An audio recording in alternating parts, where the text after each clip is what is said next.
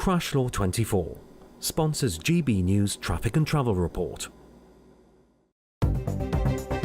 Good morning. This is the latest AI travel news from GBnews.com. The M4 westbound at junction 48, Hendy, is closed for maintenance with diversions set. In Doncaster, an overturned vehicle on the A1M southbound between junctions 35 and 34 causes 30-minute delays.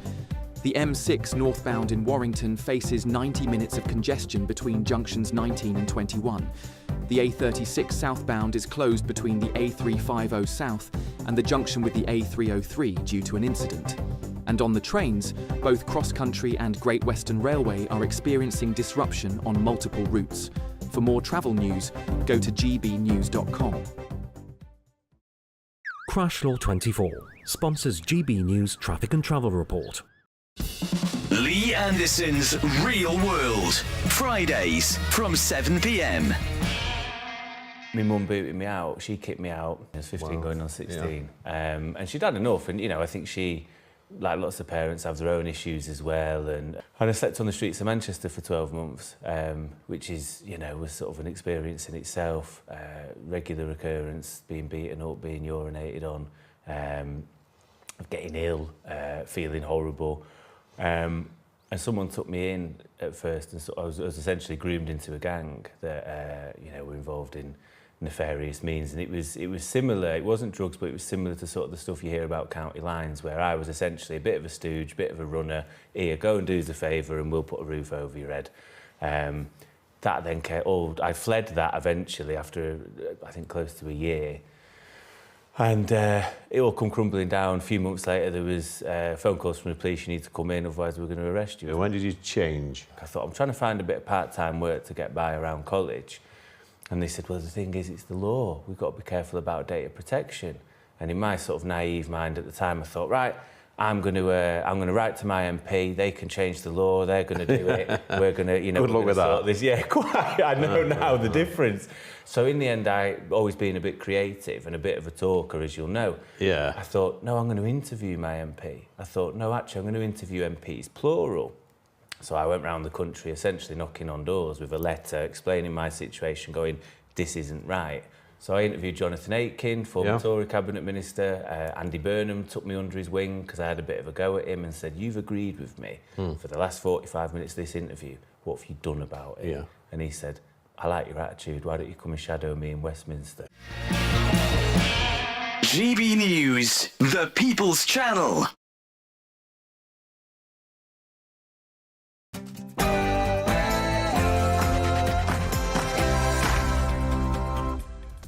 Good morning. Tuesday the 27th of May, it's 9:30, live across the UK, Britain's Newsroom with Andrew Pearce and Dawn Neeson. Yes, and obviously the main story, horror in Liverpool. Almost 50 people have been injured as a car ploughs into football fans celebrating their team's victory parade.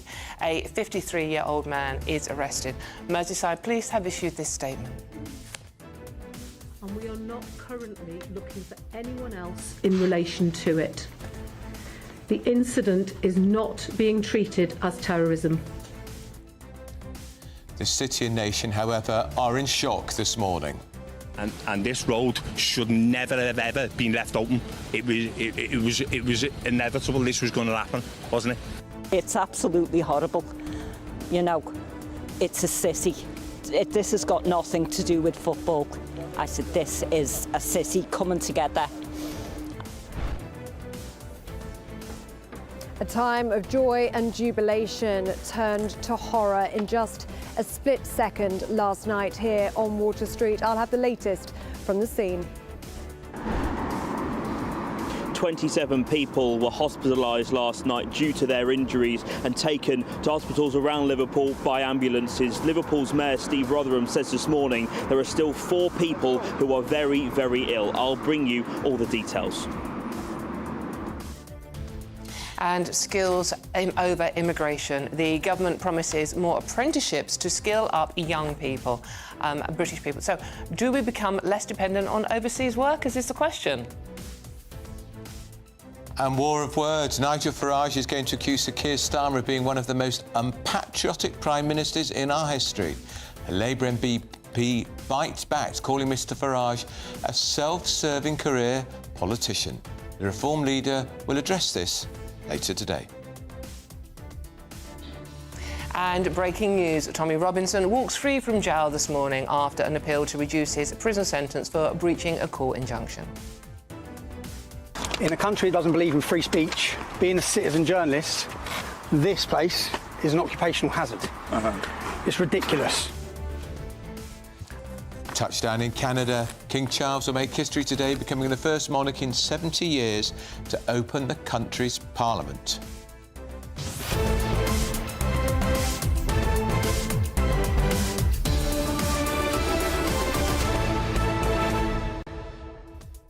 Well, good morning. Thank you for joining us this morning. Really appreciate your company. Obviously, there is only one story today. Is, what strikes me, Bev, is Dawn, is the contrast with the way Southport, the same police force, Southport, there was great speculation, there was a vacuum about who was the perpetrator of the murder of those 3 lovely little girls. Yes. The police have learnt their lesson from that. The same chief constable, very quickly we were told it is a white, 53-year-old British man. So many questions in Southport. If you remember rightly, it took 2 full days before we were given any information about the perpetrator in case a trial was prejudiced. We heard within, 4 or 5 minutes of this incident happening who the alleged perpetrator was. So many questions today. We will endeavour to supply as many answers as we can. We're talking to lots of people in Liverpool. But as always, this show is about you and your views and comments. And it's very easy to join the conversation. So please do get in touch, gbnews.com/your say. But first, let's get the rest of the news headlines with Sophia Hill.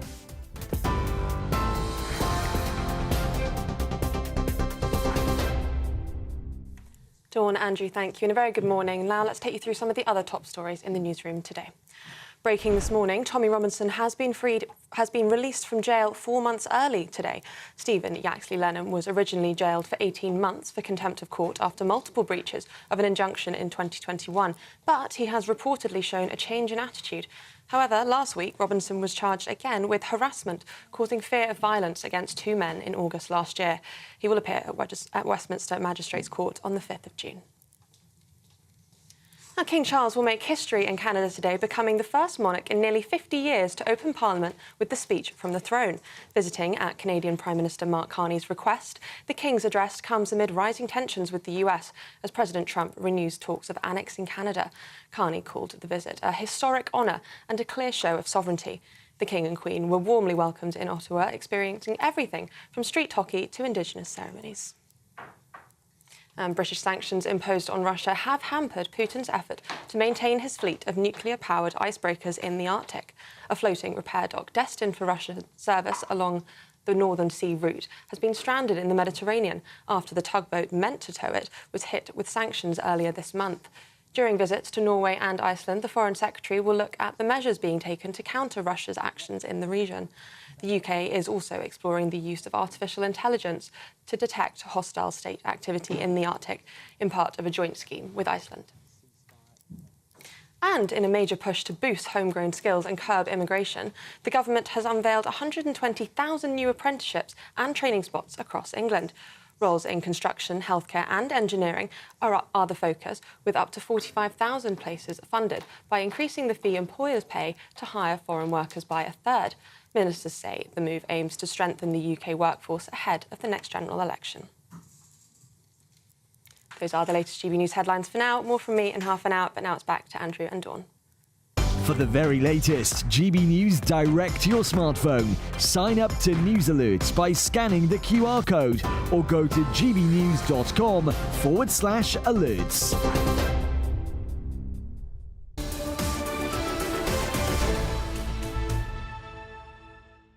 Britain's Newsroom's live across the UK on GB News with Andrew Pearson. Dawn Newsom's in for Bev Turner. Well, Bev, when did we last see the front pages, Dawn, dominated by one story? Every single broadsheet, middle rank, middle, all of them. They are extraordinary. And some very, talking as a newspaper journalist, some very impressive front pages as well. Yeah, I mean, the Times has managed to devote the whole front page to it, which is, it's horror at Liverpool parade. But, of course, the Liverpool Echo, you and I know the paper very well. Of course, yes. reports on its front page 47 people injured after a car ploughed into crowds during that parade, celebrating the extraordinary victory of Anfield winning the Premier League. Yeah, it's incredible. You can't quite imagine what it was like to be there. I mean, carnage at the parade is the lead headline on the Daily Mail, which reports that a 53-year-old man has indeed been arrested.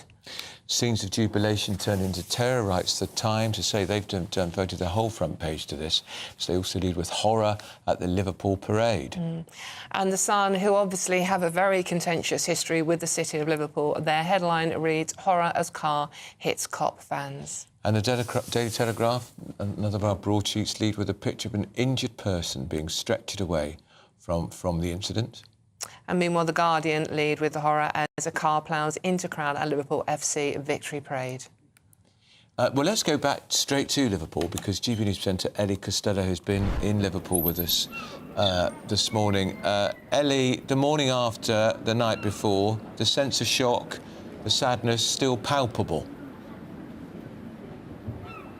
Absolutely. Good morning to you, Andrew and Dawn. And the shock is palpable in the city of Liverpool this morning. If you've got to think, just 15 hours ago, these streets were packed full of people, of families, of children on their parents' shoulders that were here to see their footballing heroes on top of a bus parading that trophy that they'd waited so long to see. The last time they won it was in lockdown, where a parade such as the scenes yesterday would not have been possible. So it felt overdue. There was so much excitement in the city, and indeed from people coming from all over the world. It was estimated that almost 1 million people had packed into the streets of Liverpool in order to see that trophy parade yesterday. And look what happened in just a split second here on Water Street in the middle of the city where I am now. And you can see this morning that it is still closed to the public. No sign yet of when it will reopen, and the police are standing guard on both sides of Water Street, but also on the side streets off of Water Street, which is where the car rammed into the crowds that were here yesterday to see that trophy parade. 50 people, almost 50 people were injured, 27 taken to hospital. We know that 4 are very seriously injured. So if we get any updates on those injured people, we will of course bring that to you here on GB News. The police were very quick to say that a 53-year-old white British male had been arrested, something we haven't really seen before. Perhaps lessons had been learnt from Southport in that regard. But what has struck me this morning, Andrew and Dawn, is the city coming together. Liverpool has been struck by disaster before, it has come together before, and it is coming together now. And looking at social media in the early hours of this morning, I was struck by the number of people here in the city offering lifts, offering bedrooms, offering hot food, or even just a drink to people who were witnesses to what happened yesterday, who were feeling shaken or traumatised, struck by people wanting to offer that shoulder to cry on, that support for their fellow supporters. And even behind me, just by the town hall behind me here, there is a restaurant called the Mowgli Restaurant, and last night that became a triage centre for the injured. Those 50 or so people were taken into the Mowgli Restaurant, and from there it was established very quickly whether they needed to see a paramedic or whether they did indeed need to go to hospitals. The community really did step up yesterday to try and support those that were injured. What unfolded yesterday was terrifying and heartbreaking for those that came together, and I'm sure lots of people this morning have questions about what happened here and why. Hopefully questions that they can get answers to as the morning goes on. But one thing is for sure, Andrew and Dawn, and that is that the words of Liverpool's anthem, "You'll Never Walk Alone," really do ring true here this morning. Thanks, Ellie. Let's go to our reporter Jack Carson, who's at Royal Liverpool University Hospital. Jack.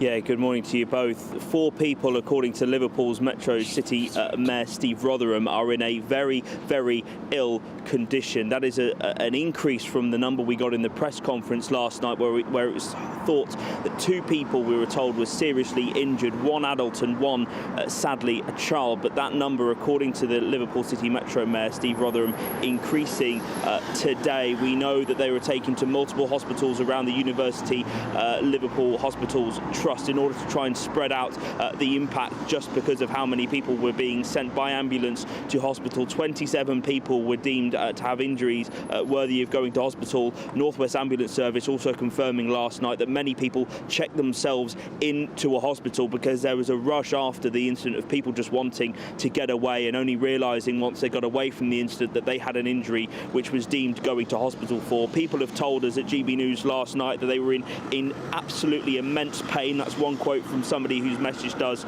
last night, and also somebody saying that he has a slipped disc in his back and a disc bulging. He was waiting to hear around 11 o'clock last night exactly what was going to happen to him, but 27 people hospitalised because of this incident, 20 treated on the ground, showing the scale of the people that were involved in this incident. As I was saying, just to reiterate, Steve Rotherham, the Liverpool mayor, saying that there are 4 people in a condition which he says is very, very ill.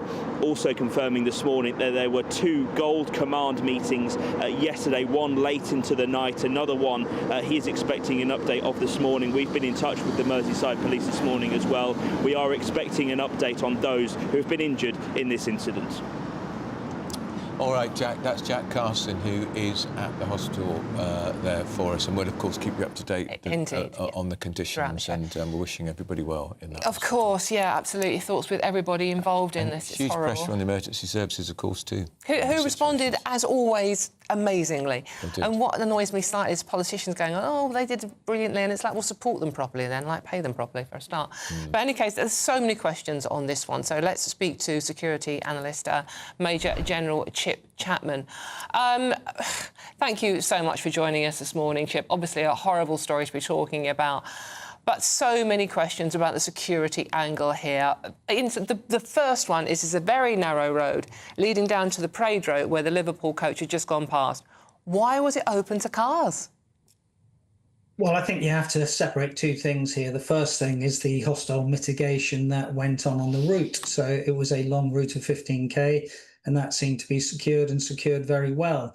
The question then arises was the driver in a restricted zone? How did he get there? And what was the control regime outside the sort of island site of the route itself? Those are the key questions in looking at this. So how far out did the control zone from the route go, and when was it to be reopened? That will really give you the answer, and to if there are any mistakes there, then you will obviously look at the person, because in terms of crowded places, and the route, of course, is a crowded place, and the access points to it are crowded places. And in crowded places methodology, in terms of looking at casualties, density, confinement, and access give you the people part. And in terms of the vehicle doing damage, speed, mass, and angle of attack give you the casualties.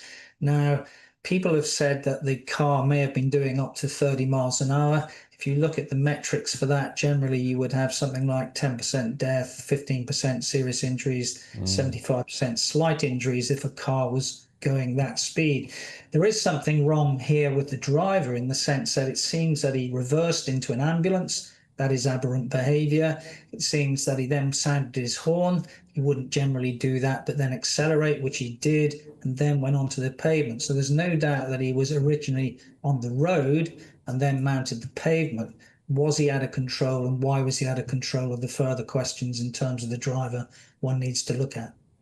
Chip, the other angle I wanted to talk to you about, there was a lot of anger amongst the crowds, because obviously when something like this happens now, your first thought is terrorism. We've had 4 instances over the previous years where cars have been used as deadly weapons running into crowds. We don't know what actually went on here, and we can't speculate, obviously, because we don't want to prejudice any trials. But the anger of that crowd, that is understandable, given that our first thought these days in car instances like this is terrorism. Yeah, I think that's often true. And the first response is, here we go again. But you always need to keep an open mind. I mean, there have been various incidents which I could quote to you over the last 5 years where people said, here we go again. And that was not the case, of which the most recent one, which I remember speaking to you about, was 2 years ago on the 25th of May, 23, when the vehicle went into the gates of number 10 Downing Street. That was nothing to do with terrorism. As I suspect, this is nothing to do with terrorism. And just finally, Chip, the police actually acted very quickly to protect the driver of that car, because that could have been, understandably, a very ugly scene. Yeah, that's right. I mean, they were there on the site, so that sort of mitigated that part of it, because that could have got very ugly indeed. I think the other point in terms of the commentary is, of course, this is different than the Ruda Cabana case. Ruda Cabana was under 18, and you have anonymity protections for an under 18. The chap who's been arrested so far, he will lose his anonymity given his age as soon as he is charged with an offence. And the offences he's charged with could be up to murder if one of these people die, attempted murder, or rather like lesser charges in terms of the Downing Street sort of incident, criminal damage and dangerous driving. Sure. All right, that's Major General Chip Chapman. Thanks so much for joining us. Well, still ahead, still to come. Yeah, a Reform UK leader, Nigel Farage, is speaking out about what he calls the most unpatriotic Prime Minister, Sir Keir Starmer. All that coming up soon. And ministers have also pledged to back the next generation with tens of thousands of new apprenticeships and training opportunities. They say they'll prioritise homegrown talent. Really? Haven't we had all of this before? First, if you're looking for some of that elusive holiday sun, we're looking for some in London, let me tell you. Here's the forecast for some of our top European destinations.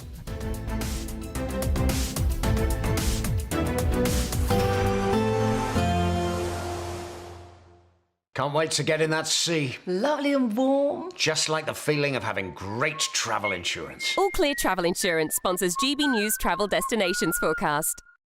Hello, well, there's plenty of sunshine across Europe and it's feeling warm there too, with some spells of rain or thunderstorms across the east. Now, we have lighter winds across the Canary Islands and Madeira, plenty of sunshine across Portugal and Spain, likewise as we go into Italy, but there will be a few showers across eastern areas, perhaps some thunderstorms developing as well. Plenty of sunshine then on offer through the rest of the week and temperatures rising nicely, highs of 30. Bye-bye. All Clear Travel Insurance sponsors GB News Travel Destinations Forecast. No matter the state it's in, this is our nation. Join me, Jacob Rees-Mogg, for a genuine, honest discussion on where we have been, where we are going, and where we are with the people who set the direction. That's State of the Nation every Monday and Tuesday at 8 o'clock, only on GB News, the People's Channel. GB News Breakfast, every day from 6 a.m. Got about another month to go. So why did you decide to do it? Because I'll tell you what strikes me as being particularly interesting is that most people will not be familiar to seeing someone in your garb sitting on a bus. I mean, you will become a talking point. Is that part of it? Well, the central part is not me, of course. The central part is the Hospital of St Cross, where I live, which is an absolutely wonderful place to live. And I'm thoroughly enjoying myself there. Can I ask you, Brother John, how much planning has gone into this? Because I have to say, if I was catching a bus all around the country, I'd be very, very anxious about routes, about where I can get on the bus and timings, all that kind of stuff. So how much work has gone in behind the scenes? Well, I started before Christmas, and of course, the problem is that at that time it was the winter bus schedules, and then we have the spring bus schedules, and we're now moving into the summer bus schedules. So it's all a bit touch and go. It's when you go along, it's how you get on. But basically, the first thing to do was to establish it was possible to do. So I worked out all the routes round. And I have to say that my bus pass isn't valid in Scotland and Wales, but I have the support of the bus companies, bus operators, who are being very kind and generous and allowing me free passage in Scotland and Wales, where I wouldn't otherwise be covered. Oh, that's fantastic news. And I have to say, though you look in excellent health and fair fettle, 85... But I don't have a tattoo, you see. I don't have a tattoo. GB News, the People's Channel. Nigel is back. Good evening. Unfiltered. Are these proposals bold enough? Uncompromising. Will it bring growth? Unmissable. We as a country are brilliant. Nigel Farage returns next Tuesday from 7 p.m. only on GB News, People's Channel, Britain's news channel. I'm Christopher Hope. From pop stars to politicians, I'll interview anybody in a pub who's got a political opinion. Join me every Friday on Spotify, Apple Podcasts, YouTube or gbnews.com, or wherever you get your podcasts. This is GB News, the People's Channel.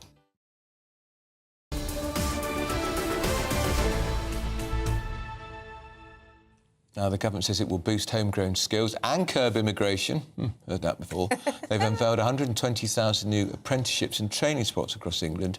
Have you heard of this all before? I think we have, haven't we? But we might be just a little bit cynical here, Andrew. Let's talk to our guest, Tom Richmond, former government advisor of the Department of Education. So, Tom, what's this about? How's it going to work? Well, at the moment, what we've had the government say is they want to create lots of new training places. So like you say, 120,000 training places sounds pretty good on the one hand. But in the small print, it does say this is spread over the rest of the Parliament. So what we're probably talking about is maybe 30 or 40,000 training places a year.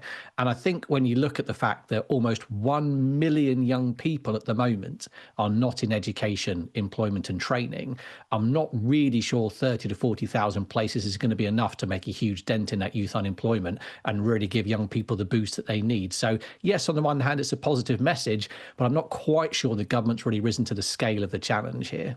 And how much is it going to cost? I mean, how are they going to fund it? Have they explained that? They've given a bit of detail, yes. So at the moment, lots of money on apprenticeships goes to people who are already in work. So companies can actually put existing employees onto apprenticeship schemes. The government have said they want to stop that and they want to recycle more money for young people instead. And I'm all for, more apprenticeships for young people. They really haven't gone very well over the past few years. But again, I think we're still looking at the question of whether the government's going to be investing enough in this. And the fact they're claiming it's going to reduce immigration, again, that's a pretty big claim. And we haven't quite seen the numbers to back that up yet. Yeah, I was going to say, they have linked it to immigration. I mean, do you understand how that's going to work? Yeah, well, they're looking at particular sectors like construction and health and social care, where there are a lot of people, hundreds of thousands of workers from abroad who come into those sectors. But again, it's all very well saying young people are going to fill these roles in future, but are there really good, high quality, well-paid jobs waiting in those sectors? We know that a lot of people who go into health and social care, they leave after a few years because a lot of it is minimum wage work and it's really hard work for them. So to be honest, Tom. I think the government's got Tom, the right we've run idea. out of time. I have to leave it there. Still ahead, we're going to have the latest from Liverpool. This is Britain's News on GB News. Andrew and Dawn.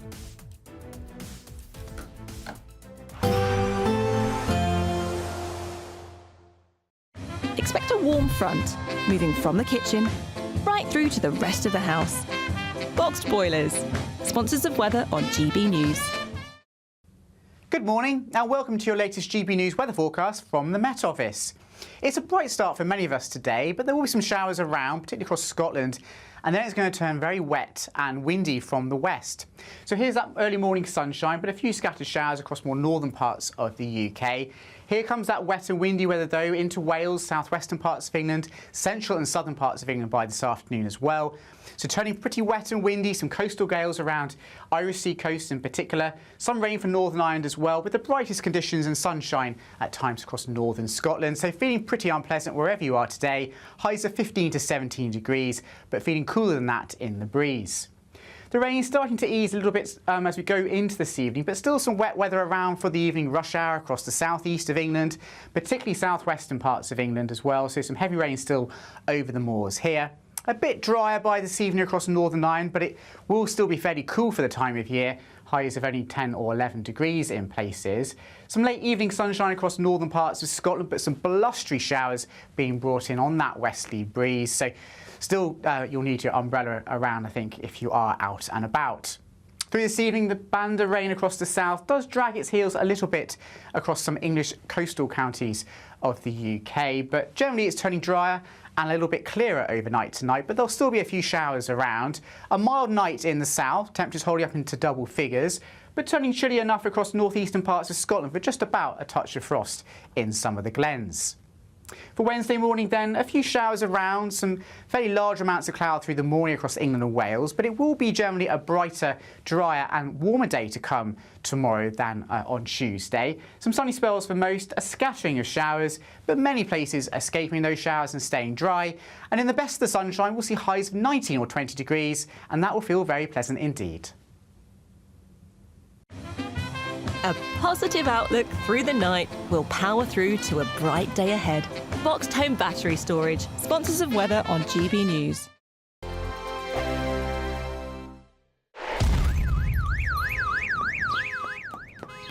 Crash Law 24 sponsors GB News Traffic and Travel Report.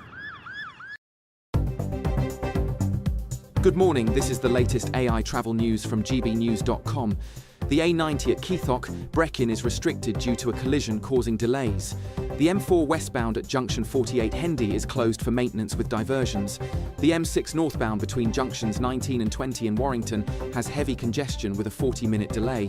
The A12 southbound in Essex has a 50-minute delay due to congestion between junctions 28 and 25. A collision closed all lanes on the A36 southbound between the A350 and the junction with the A303. And on the trains, cross-country and Great Western Railway services are disrupted at Southampton Central. For more travel news, go to gbnews.com. Crash Law 24 sponsors GB News Traffic and Travel Report. You could be driving away with this brand new Elnag Baron 560 motorhome. It comfortably sleeps 4, comes with skyroof, integrated kitchen and bathroom, and is worth over £67,000. And that's not all, as we'll also give you a further £5,000 in tax-free cash to make sure that wherever this motorhome takes you, it takes you there in style. For another chance to win the lot, text WIN to 63225. One entry costs £2.50 plus one standard network rate message, or text BONUS to 63225. 5 entries cost £5 plus one standard network rate message. Go to gbnews.com/win. Entries start at £2.50. Call 0903 686 3232. Calls cost £2.50 plus your network access charge. Or post your name and number to GB13 PO Box 8690 Derby DE1 9TT. UK only. Entrance must be 18 or over. Lines close at 4 p.m. on the 6th of June. Please check the closing time if listening or watching on demand. Good luck. Mornings don't have to be tiresome, especially if you have the right company. Wake up to news as it happens, opinion and debate, and of course, a little bit of entertainment too. Because when the kettle's on, we're on. That's Breakfast on GB News, a show worth waking up for. Every morning from 6 a.m. Only on the People's Channel, Britain's news channel. We'll spread the news, you spread the word. From the school run to the home run, watch a new show for all of Britain. He can say whatever he wants. A straight talking show where all voices are heard. And, you know, when are we going to stop talking about smashing the gangs and actually do it? With the stories that matter from every part of our country. There's a bit of a crash landing there for your Chancellor. Bold, fearless and standing up for you. That's me, Martin Daubney, 3 p.m. till 6 p.m, weekdays, here only on GB News. The People's Channel, Britain's news channel.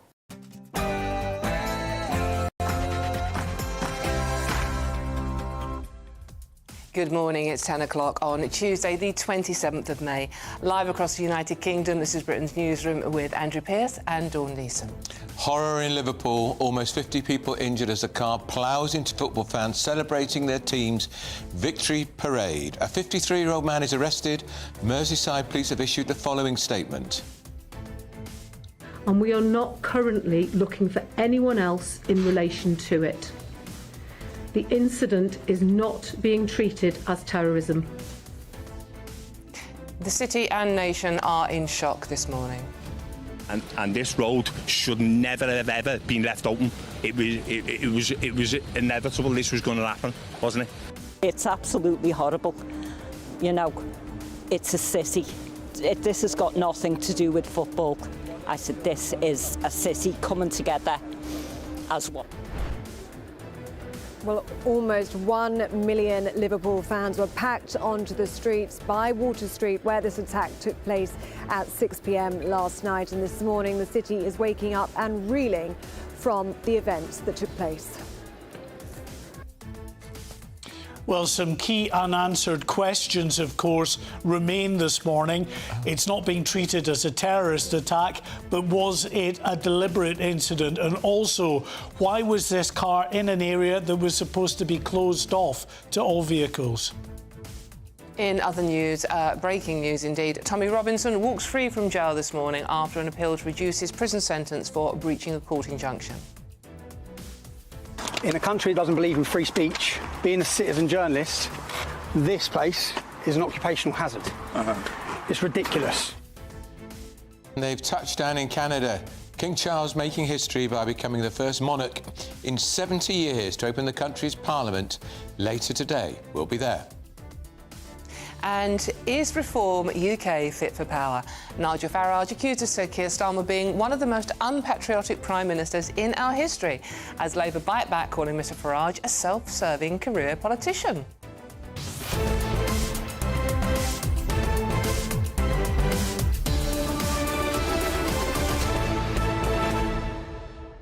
Well, let's go back to Liverpool to get the latest from our very own GB News presenter, Ellie Costello. The mood just barely 12 hours, 18 hours later, Ellie, doom, gloom, despondency, shock, I imagine.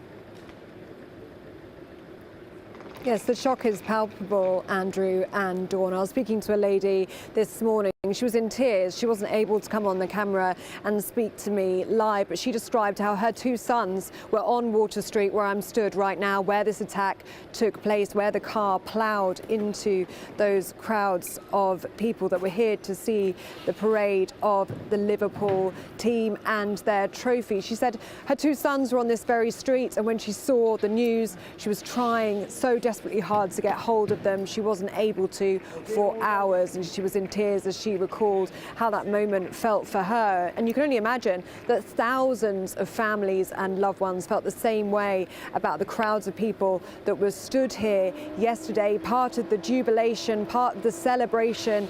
The trophy parade had just passed by just 10 minutes prior on the Strand here in Liverpool, and then that attack took place. So there's a sense of shock, and there's also a huge sense of anger. I've spoken to another man who's just come up to speak to us before we came live, and he was like, why was a car allowed to be on this street? Why was a car anywhere near these crowds? So we have the shock and we have the anger here in Liverpool this morning, Andrew and Dawn, and hopefully the people of Liverpool will get their answers.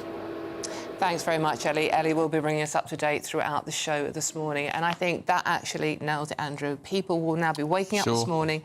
The shock will be there, but the anger will be taking over. It's human. How can this happen? How can it happen again? Yeah. So many questions. Absolutely. People will be needing answers. And if it's one thing the government and the authorities have learned from previous incidents, Southport being one of them, they better start coming up with those answers pretty quickly. Yeah, absolutely. But what do you think? I mean, what are your questions? What do you want to know? What do you want to talk about? If you've been involved in this in any way, please do get in touch and let us know. gbnews.com/your say. But before we get onto that, let's get the other stories from Sophia Hill with your news headlines.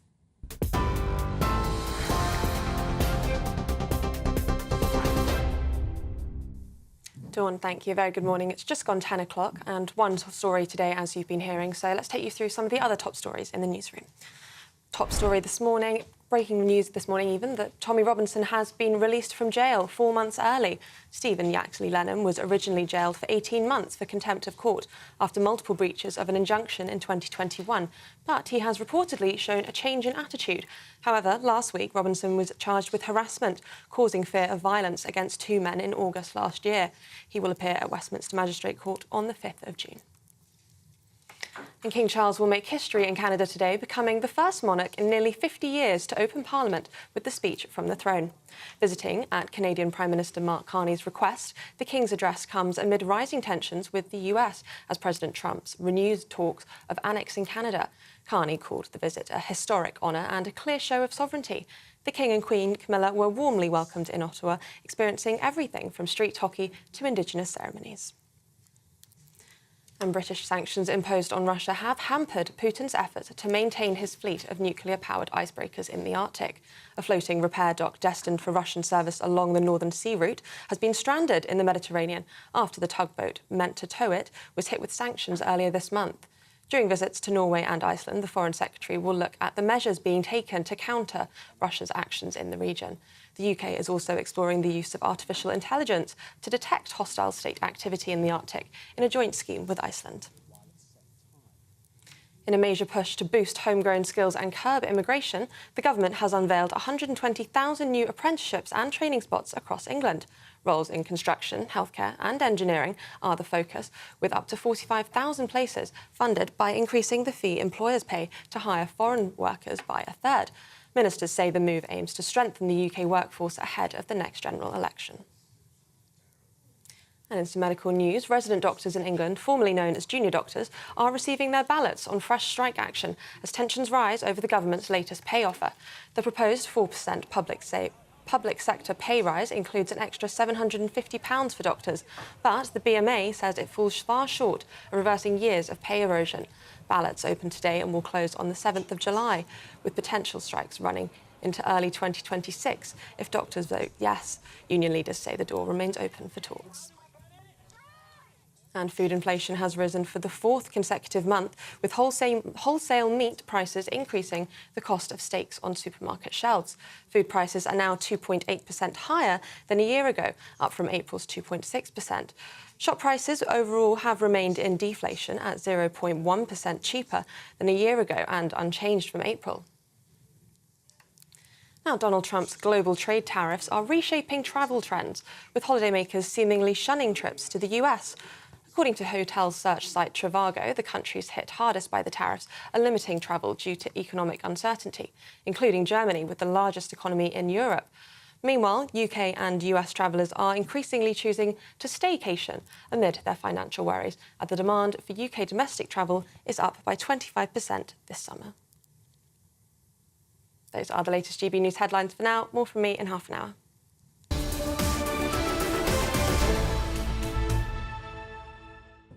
Hello and welcome back to Britain's Newsroom, live across the UK on GB News with Andrew and Dawn.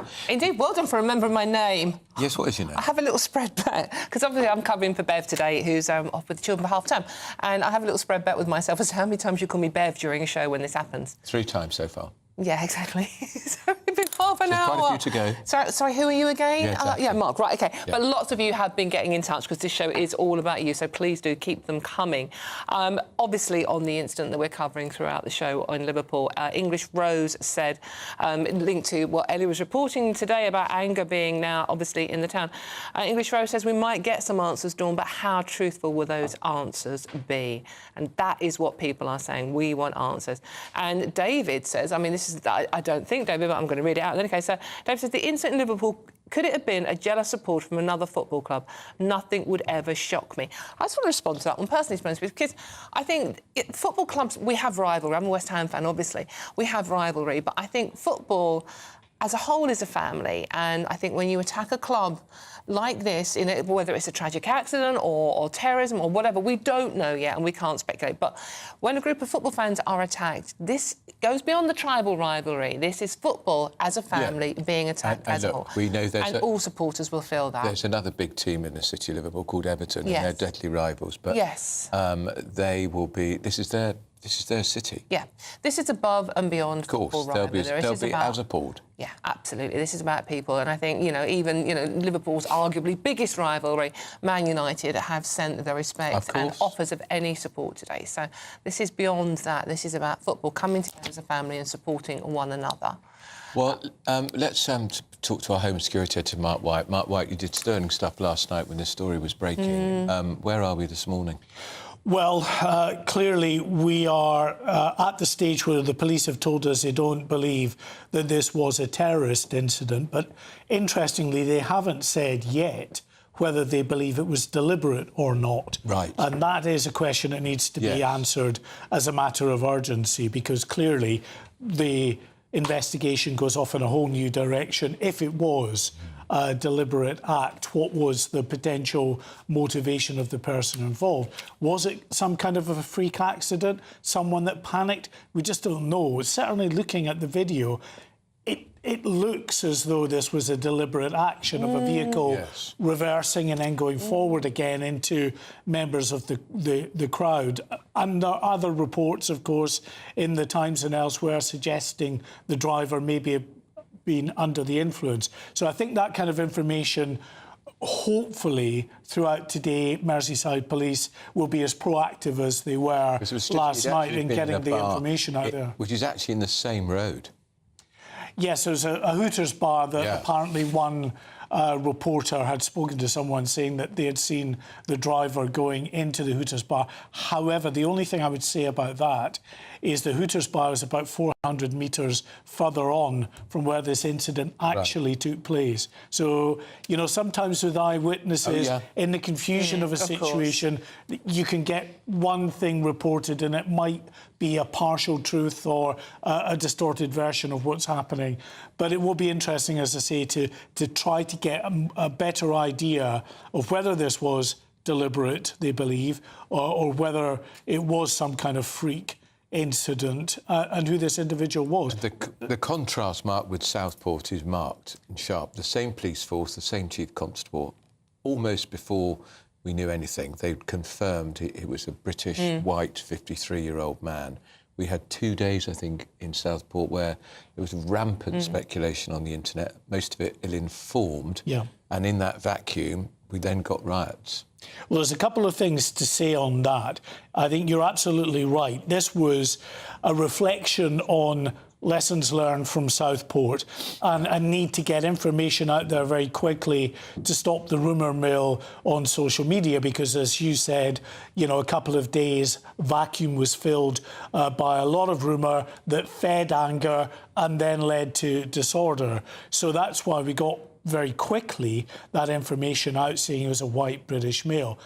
It will be interesting, though, going forward, if there are other incidents in future where an individual may not be white British, how quick the police are to get that information. It's very easy to get information about someone being white British. That's not controversial. It would be potentially controversial and maybe inflammatory if that person was not white British or of a different religion. So it remains to be seen just how proactive the police will be going forward in getting information, or whether this was a one-off. Yeah, a great minds think like this will be my very next question. If the suspect had been, you know, sort of like, you know, not a white British person, how much longer would we have had to wait for information? Because, you know, the evidence, they delayed Southport information for fear of prejudicing a trial. In theory, we're in the same situation here. Yeah, well, you would hope that this lesson apparently having been learned and this information now going out very quickly, there is a template for further incidents that it doesn't matter what the potential ethnicity or religion of any individual is. If they get that information, it should be put into the public realm quickly. They've done it this time. That hopefully sets a precedent.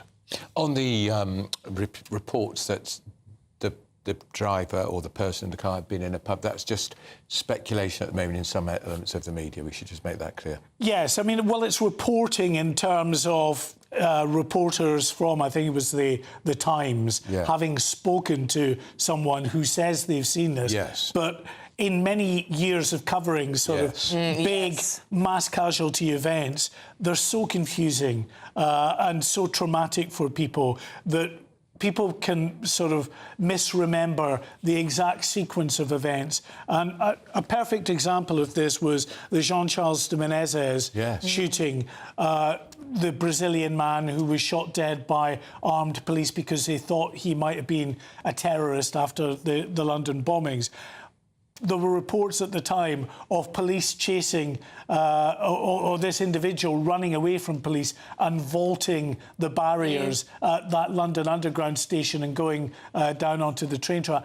That wasn't Jean-Charles de Menezes, that was the police chasing after him. Yeah. So it just gives you an indication of sometimes, you know, people see things and they don't quite recall them in the order that, you know, they did happen. Just quickly, Mark, and finally, lots of people are asking, if this isn't terrorism, and we think it isn't, why are terrorist police involved? So counter-terrorism police from Terrorism Policing Northwest are involved because they have a specialist skill set of being able to handle big, fast-moving events, to get all of the relevant detail together very quickly and to kind of rule things in and to rule things out. Right. That's why they've been able to rule, so far anyway, terrorism out very quickly. But their skill set will still be required, and they are, you know, still involved at this stage until we kind of get a direction of travel. They did rule terrorism out very quickly, though, didn't they? Yeah, but, you know, that may have been because they're privy to information that they've not shared yet with us as to who the person was. Maybe it was an issue of, you know, drink driving. Maybe someone is, you know, the person behind the wheel has said, look, it was because of this, I felt in fear for my life, I panicked. We don't know as yet. No. That's why we need this kind of information as soon as the police can get that information out to us. It will help everybody and calm down the old rumour mill. All right, that's our Home and Security Editor, Mark White, joining us. Now, we're going to talk now to the Conservative MP, Sir David Davis. David, morning to you. We want to talk to you about your noble campaign about veterans in Northern Ireland, but could we ask you first just to react to what happened in Liverpool? Well, it's obviously a horror story. I mean, most of my family are Liverpool fans. I mean, they could have been there, you know, so... you obviously feel for the people who are hurt. But it's, as you've been hearing, this is one of those difficult circumstances. I vividly remember your previous guest referred to the Jean-Charles de Menezes shooting. I was Shadow Home Secretary at the time, and I remember the chaos and the sort of all sorts of bits of what turned out to be misinformation flying around. So I think they've done the right thing in telling the public what they can. I mean, I grate slightly at lessons I learned. I mean, you know, policing is not a training exercise. We should have done this on Southport as well. But generally speaking, I think the police have done a good job here. It's been a very difficult circumstance. And, you know, you have to feel for the Liverpool fans on this tremendous celebration marred by such a terrible event like this. Now, we've got in to talk about your campaign. We had you on about a week ago, David. You're running this campaign to prevent veterans in Northern Ireland from being prosecuted for doing their jobs during the Troubles many years ago. We talked about this before with you. The IRA terrorists have been given comfort letters so they can never be prosecuted. Some of these old men, as a lot of them are quite old men now, could be getting a knock on the door at any time. You've had a petition running. It's smashed through the 100,000 barrier already. Yeah, it has. I mean, actually, I was number 100,000. I sat there with my computer on waiting to get there. But it hesitated for a bit when we got about 90,000, probably because the MOD sent out notices telling people not to circulate our requests. But that was put right. To be fair, I raised this with John Healey in the House last week, and he put that right. I mean, he wrote to me at the end of the week saying, you know, we know what's happened. There's been an overreaction, and we've corrected it. And that, frankly, from him, that's a very good thing. It's not easy for ministers to say sorry. But we're making terrific progress, as you just showed there. We're nearly 124,000. Probably by the time we finish talking, it'll be 124,000, and we're well on our way to many more. I mean, I want as many signatures as possible because we will now get the debate in the House of Commons. That will come at some point in the next month or two. But this is really about giving a message to the government. The government can fix this problem. We have the circumstances, as you say, where one side, as it were, if there are sides in this, the people who actually did commit crimes and did commit murders have been effectively pardoned, whilst those who did their duty are now under the threat of a knock on the door, as you put it. Now, the government can fix this. It's doing away with the Tory attempt to fix it, the so-called legacy bill, but it can fix it. It just needs to sit down with its lawyers and work it out and do it as quickly as possible. And so what we're doing, the point of this campaign is to put as much pressure as possible on the government to do the right thing. And, you know, I think there are a lot of ministers in government who know what the right thing is. It's just, you know, the way with governments and different departments having different views. And also, I suspect, some sensitivity to the Irish government. Yeah. All those things have to be pushed through, and we have to get this right and look after our veterans in the same way that they looked after us. And would this legislation, your legacy legislation, have been changed, David? I mean, would the pressure be on for prosecutors of these men, because it's going to be mainly men, is it because we now have a Sinn Féin government in Northern Ireland? Well, whether it's because of the Sinn Féin government or whether it's just part of the systemic attitude of Northern Ireland, I mean, the rules are a bit different there. I mean, for example, this latest concern was triggered by the ruling of the coroner, the Northern Ireland coroner, saying that some killings at Clonau were unlawful. Now, in the rest of the United Kingdom, a coroner couldn't do that. If a coroner thought that might be the case, he would be required to hand it off to the Director of Public Prosecutions to look at it properly, you know, on a basis of, you know, beyond reasonable doubt, the normal criminal tests and so on. Whereas what's happened here, as the coroner has offered his opinion, and I think very much a wrong opinion, which has now put these soldiers in a position of feeling, oh my God, I'm going to be arrested and tried, and that's arisen partly out of the rules, and I suspect partly out of some old attitudes. It's not for me to comment on the individual lawyer's concern, but I certainly think that anywhere else in the UK, these sorts of would-be so-called crimes would not be prosecuted. People would take one look at them and say, no, there's no evidence, or the evidence is the other way. The evidence is that these people did their job, not that they murdered people. David, sorry to interrupt. Can we just pause there? We can stay with us. We're just going up to Liverpool now, where I think the Mayor is speaking. We've got absolutely first-rate senior officers in Merseyside Police, and they've always kept me in the loop. Sometimes, you know, there has to be through confidentiality, and I'm not allowed to say any more, and I won't. But some of it is because they know that there'll be people like me and Councillor Liam Robinson, who's the leader of the City Council. They'll be the people who will have to answer the political questions about this. And it was myself that the Prime Minister phoned. It was myself that the Home Secretary phoned and spoke to. And so it has to be a two-way conversation, and I have to tell the police and obviously the other emergency services what the government are saying as well. Are they moving quickly enough in terms of the police now, do you think? I know they did, you know, I think everybody feels they did well to say more about the suspect last night, and it definitely helped. But do you think they could move any quicker today? Is there more that should we hear more from them today, for example? Well, there will be more today, and look, they are acting as quickly as it's feasible to do. The first thing that you have to do is obviously to secure the area, and they did that very quickly. And if you have a look, people dispersed really very quickly once the police were on scene, and I'd just like to thank all the people who were here for doing that, because then that allowed them then to gather the evidence, and now they're assessing all of that, and of course they'll have conversations with the driver who's apprehended at the scene and arrested. So all of that is in line now, and we'll make certain that if there is anything to say, it's the police who allow us to speak to the press after they've, of course, put a statement out or had the press conference. Mayor Rotherham, you touched upon sort of some of the negative social media reaction.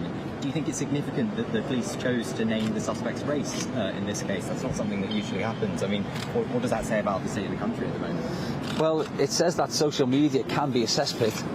There are lots of good things, as you just said, about people offering lifts and opening the doors. But social media could have created the conditions where more concern could have been raised for the people who were stuck here, because we had to shut down the transport system. That's what happens when there's a major incident.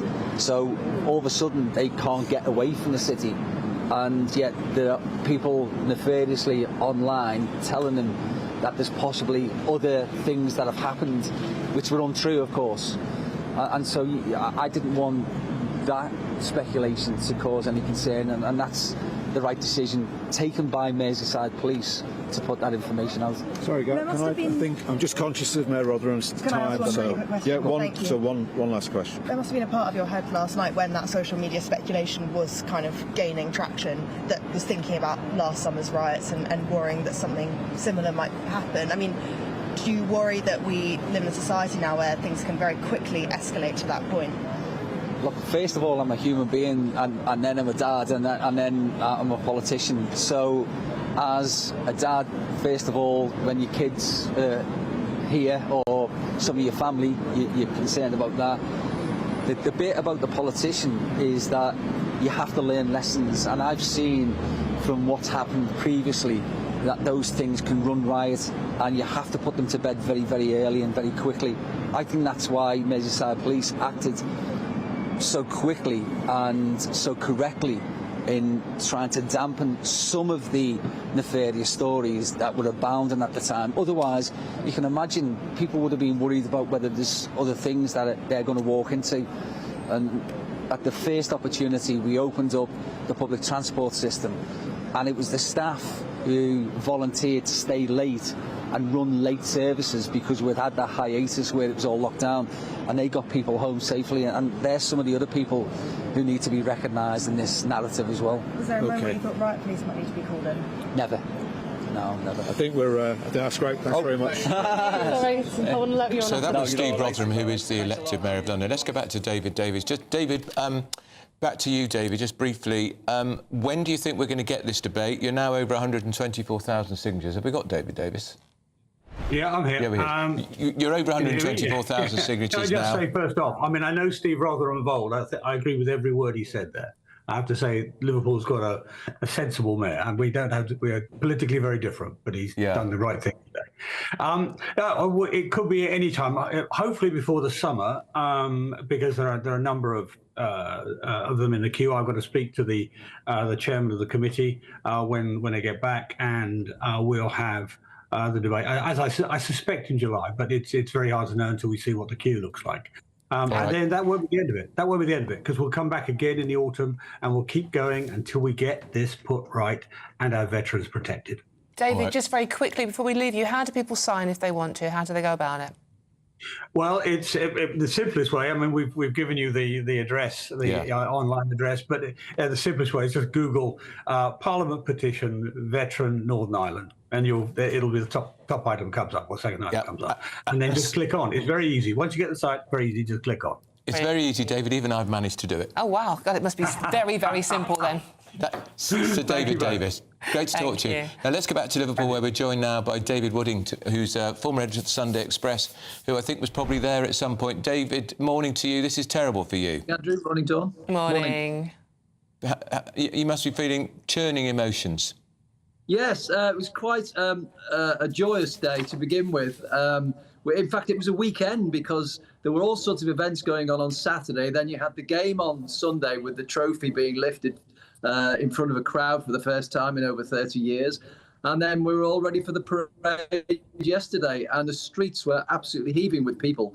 And such a wonderful time. Then I wasn't actually at Water Street where it happened, but not far from it. And then the news filtered back along the crowds that this had happened, and everyone was trying to guess how serious it was, and it soon became clear that it was a very, very serious incident, and it just put the complete dampener on what was a fantastic weekend, and it's a terrible tragedy. I mean, David, what was it like? Well, I mean, I think you travelled back this morning, didn't you, with your son Andrew? What was it like waking up this morning? I mean, obviously the joy and the excitement, and obviously your last parade was cancelled because of the pandemic lockdown. So this was like a double celebration. It just must, I mean, can you just sum up how it felt this morning? Yeah, well, the first thing you thought about when you woke up was wanting to find news of the people who'd been injured, because, there was speculation that people had been killed, and we wondered whether it had happened, but the news hadn't got out yet or whatever. And there was so many whispers going around. So it was a hunger for information and concern about the people who'd been hurt.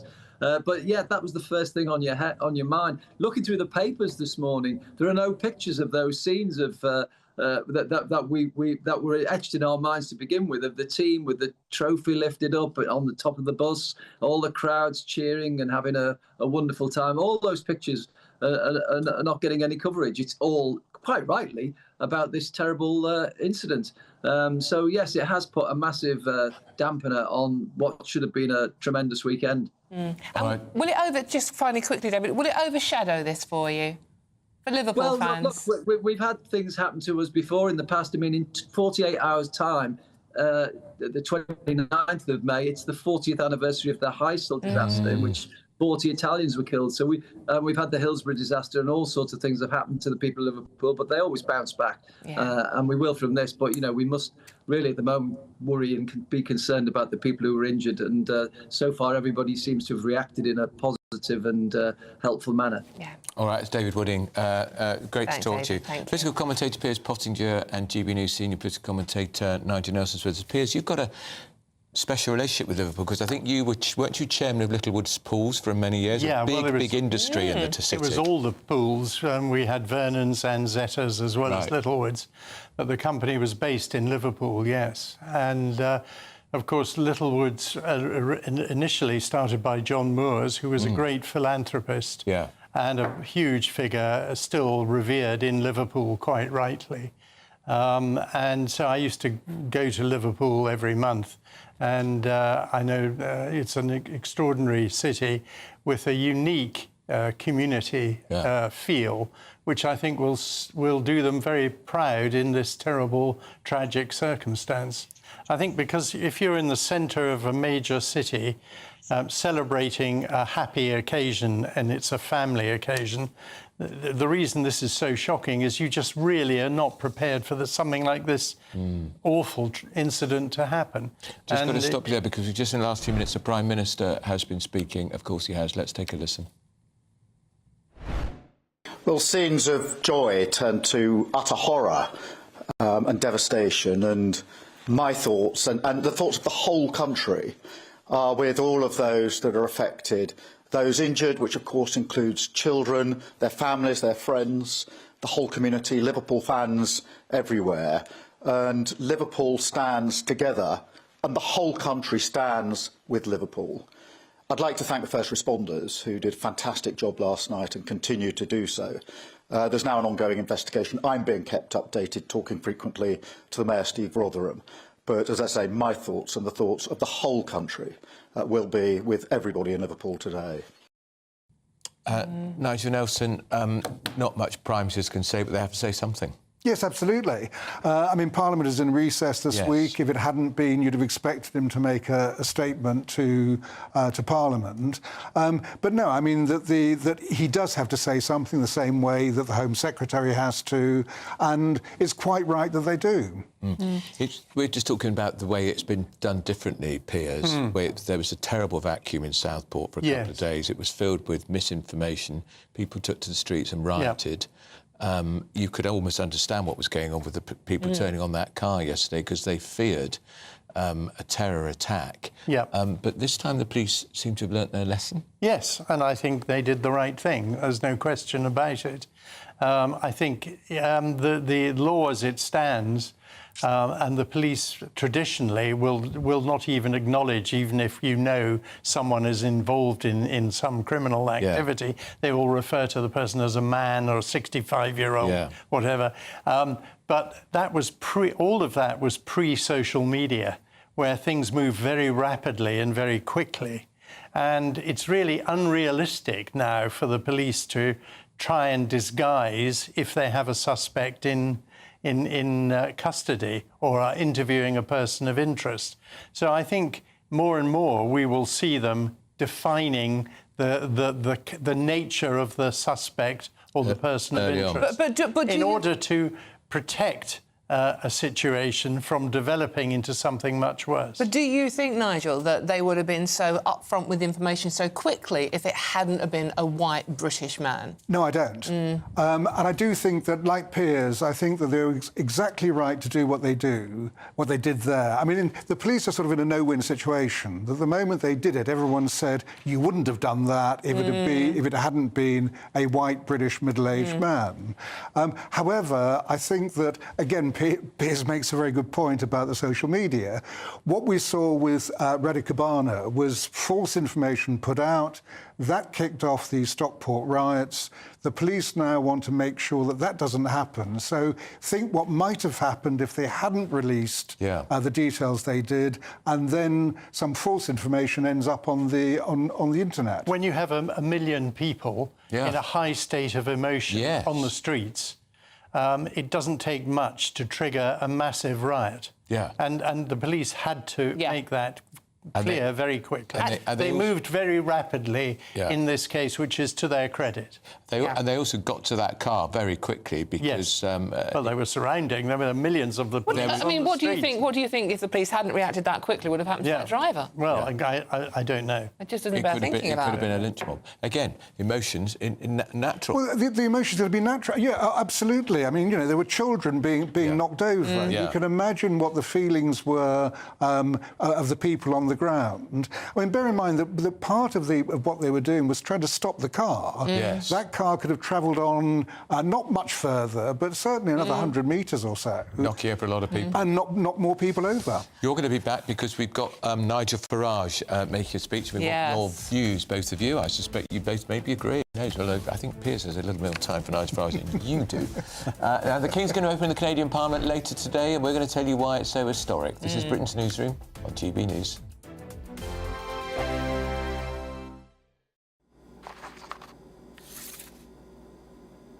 Crash Law 24 sponsors GB News Traffic and Travel Report. Good morning. This is the latest AI travel news from gbnews.com. The A90 at Keithlock, Brechin has restrictions both ways due to a collision, causing longer travel times. The M4 westbound at junction 48 Hendy is closed for maintenance, with diversions set. The M6 northbound between junction 19 and junction 20 in Warrington faces congestion, adding a 40-minute delay. In Essex, the A12 southbound between junction 28 and junction 25 is congested, with 50-minute delays. And on the trains, disruptions are reported at Southampton Central for cross-country and Great Western Railway services, affecting Portsmouth Harbour. For more travel news, go to gbnews.com. Crash Law 24 sponsors GB News Traffic and Travel Report. This is GB News, Britain's news channel. This must have been the most difficult time.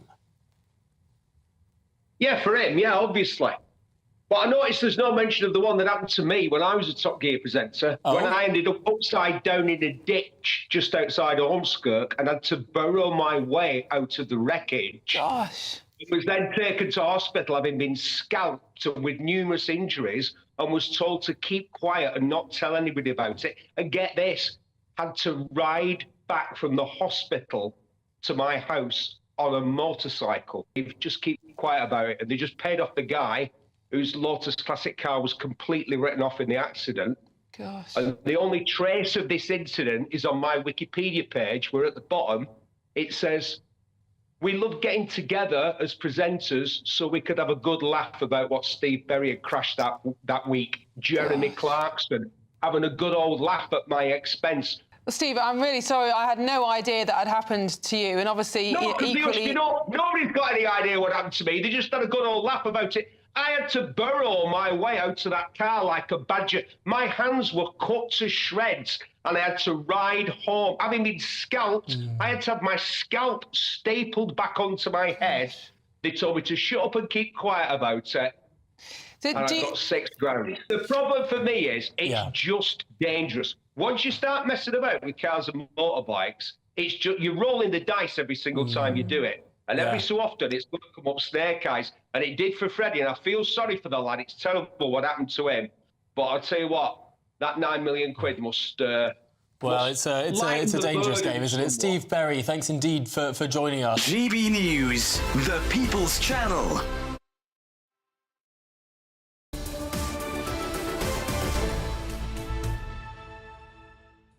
a bit of history. King Charles will be the first monarch to open Canada's parliament since 1957.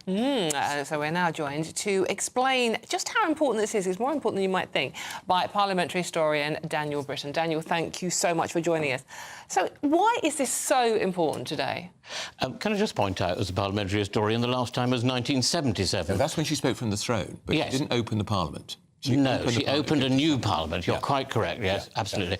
Why is it important? Because Canada is feeling anxious about its sovereignty, because it's what Donald Trump has been saying. And if there's one way of proving your sovereignty, it's to produce the sovereign.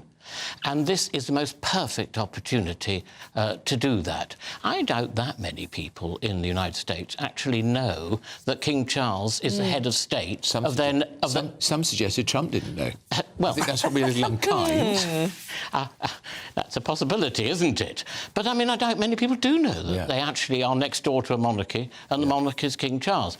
There has been a certain, as there always is, a certain equivocation of having a monarch still belongs to another country, but this has proved to be an absolute godsend to project Canada's image to the world, and I think it could also be of advantage to Charles as well. It shows his integration with Canada. He is standing up for Canada, and that will be very important to people. And significantly, Daniel, the moment Charles was mounting those stairs, getting on that plane that had been sent to pick him up by the Canadian government, he's following the advice of his Canadian Prime Minister, not the British Prime Minister. He has 15 hats. That's right. Head of state of 15 countries. Yeah. And, of course, quite frequently, one country will be doing a policy completely the opposite of another country. So it's a very split personality. Yeah. But he behaves as a constitutional monarch, and it works. This one is high profile. And of course, the Canadians, particularly Carney, who's a former governor of the Bank of England, the new Prime Minister, resented and objected to Trump talking about turning Canada into 51st state. But he'll be diplomatic about that, won't he? Because even when America did invade a realm, I'm thinking of Grenada back in 1983, Her Majesty, the Queen, said nothing. It was led to Mrs Thatcher, who we know famously had a major bust-up with Ronald Reagan because she hadn't even been forewarned what was happening.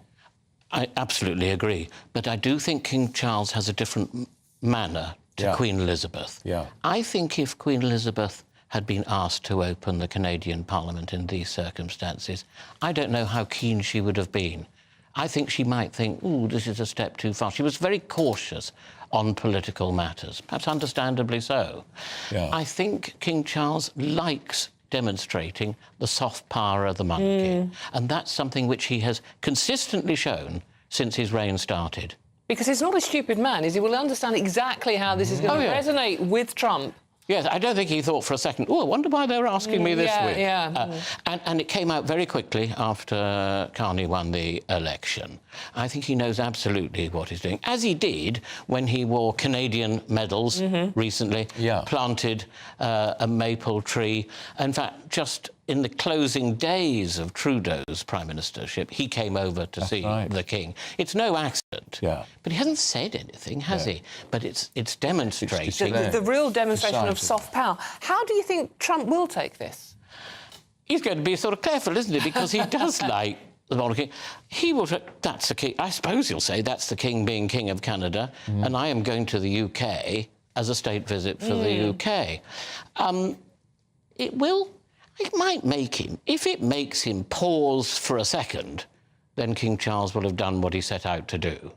It is also telling the world, and a lot of Americans, Canada is its own sovereign... Absolutely. Not for sale. And not for sale. Absolutely. No, with its own head of state, so they don't need President Trump as its head of state. Yes. Yes. Some Americans may think, quite like him to be our head of state. Monarchy is very popular in America, after all. Yeah. I think Trump would probably not say anything at all. And I'm pretty sure the British Prime Minister Starmer would have preferred it for the King not to have opened the Canadian Parliament because of any potential diplomatic rumbles with Trump. But he knows the King is the King of Canada. And that's his job. And it is a different job. I mean, that's what you have to keep saying to him. One day I'm King of Canada, another day I'm King of the United Kingdom. I think he also knows that King Charles is quite clever enough at these occasions to not make a mess of it. he will. And would he speak well? Would he do some of the speech in French? Because apparently he's so. quite good at apparently so. And what viewers will notice is how Canada's Parliament and the state opening is extraordinarily similar to our own. They have black rod. They have black rod. He got a new sword from the king in March. Yeah. The black rod actually broke in 1966, and they sort of knitted it together for a few years and then made a new one. They have a sergeant at arms. Yeah. This whole thing of the two houses and batting between the two, the Senate is unelected, is extraordinarily similar. The only rather bizarre thing is this entire ceremony takes place in Ottawa's old railway station. Built in 1912. Canada, rather like Westminster, has been endlessly rebuilding its parliament, and they're in the process of that now, and the Senate will eventually get a new home. Senate's slightly separate from the parliament at the moment, and so they're, alongside Platform 5. But they've been there since 2018. In all of this, though, we keep forgetting that Charles is 76. He's having weekly treatment for cancer still. This is a tiring trip for anyone that's in the best of health. So it's going to be telling on him as well. But don't you think he actually is extremely enthusiastic about being king? Oh, yeah. He seems to really love it. And he has a brilliant manner with people, meeting anyone for the first time. But I do remember when there was the Australian referendum, and it was a majority to keep the monarch, and Queen Elizabeth went there quite shortly afterwards. I accompanied her on that trip as a humble hack. She went into a reception full of parliamentarians, many of whom will have voted for a republic. And to my amazement, she was absolute charm itself. She rarely charmed them from the trees. She could turn it on when she wanted to. King Charles turns it on nearly all the time. It's a tightrope, isn't it? Thank you very much, Daniel. Daniel Britton there, our parliamentary historian. Thanks so much, Rosanna. Coming up next, Reform leader Nigel Farage will be making a speech as we debate, is his party fit for power? But first, just in case you are of some escape for some holiday sun, and who isn't, here's a forecast for some of those top European destinations. I forecast a perfect holiday in the sun. Weather looking good then? For sure, and no worries about our travel insurance. All Clear Travel Insurance sponsors GB News Travel Destinations Forecast. Hello, well, there's plenty of sunshine across Europe and it's feeling warm there too, with some spells of rain or thunderstorms across the east. Now, we have lighter winds across the Canary Islands and Madeira, plenty of sunshine across Portugal and Spain, likewise as we go into Italy, but there will be a few showers across eastern areas, perhaps some thunderstorms developing as well. Plenty of sunshine then on offer through the rest of the week and temperatures rising nicely, highs of 30. Bye-bye. All Clear Travel Insurance sponsors GB News Travel Destinations Forecast. Good Afternoon Britain isn't just about us. The wonderful thing about this programme is it's about everyone watching. It's an interactive programme. Well, there absolutely is something to see here, and we're going to be talking about it more. Whether it's breaking royal news, please bring us up to date, or indeed a particularly punchy speech in the House of Commons. Very, very curious. We bring it to you live, and then we bring you live reaction as well. That's Good Afternoon Britain, weekdays from midday. Only on GB News, the People's Channel, Britain's news channel. I'm Christopher Hope. From pop star to politicians, I'll interview anybody in a pub who's got a political opinion. Join me every Friday on Spotify, Apple Podcasts, YouTube or gbnews.com, or wherever you get your podcasts. This is GB News, the People's Channel. Mornings don't have to be tiresome, especially if you have the right company. Wake up to news as it happens, opinion and debate, and of course, a little bit of entertainment too. Because when the kettle's on, we're on. That's Breakfast on GB News, a show worth waking up for. Every morning from 6 a.m. Only on the People's Channel, Britain's news channel. We'll spread the news, you spread the word. Westminster's full of talk, but out here, it's the real world. Am I allowed to talk now? No, that's it. This is where it matters, real people and real lives. That's what politics is all about. The fact is Trump made a good start, no. Straight answers, no spin, and just a couple of pints. How many fingers have I got up? About 10. So join me for Lee Anderson's Real World every Friday at 7 p.m, only on GB News. The People's Channel, Britain's news channel. Nigel is back. Good evening. Unfiltered. Are these proposals bold enough? Uncompromising. Will it bring growth? Unmissable. We as a country are brilliant. Nigel Farage returns next Tuesday from 7 p.m. only on GB News, People's Channel, Britain's news channel. From the school run to the home run, watch a new show for all of Britain. He can say whatever he wants. A straight talking show where all voices are heard. And, you know, when are we going to stop talking about smashing the gangs and actually do it? With the stories that matter from every part of our country. There's a bit of a crash landing there for your Chancellor. Bold, fearless and standing up for you. That's me, Martin Daubney, 3 p.m. till 6 p.m, weekdays, here only on GB News. The People's Channel, Britain's news channel. We're proud to be GB News, the People's Channel, and as you know, we always love to hear your views. Now, there's a new way of getting in touch with us at gbnews.com/yoursay. By commenting, you can be part of a live conversation and join our GB News community. You can even talk to me, Bev Turner, or any of the members of the GB News family.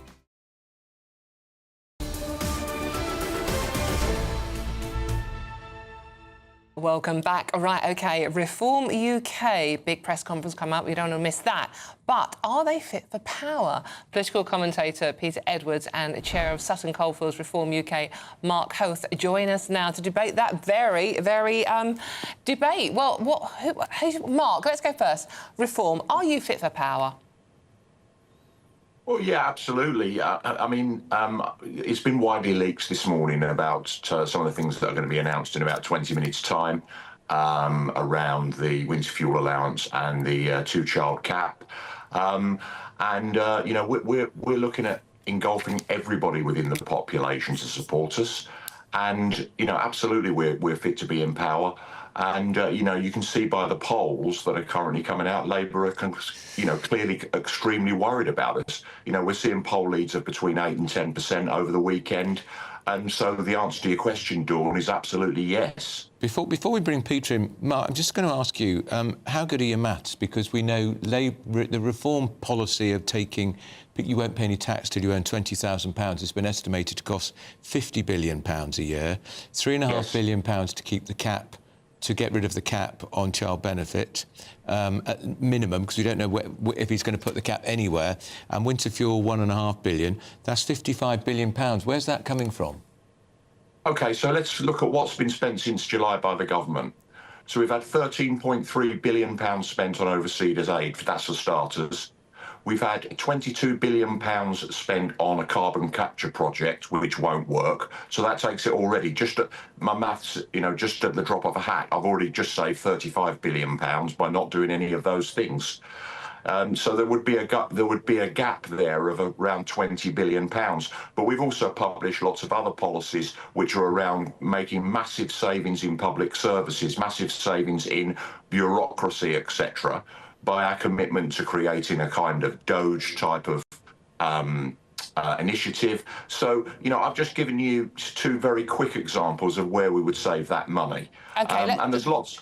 Sorry. That's right. Let's bring Peter in on this. Peter, the devil is always in the detail with whatever political party is announcing policies.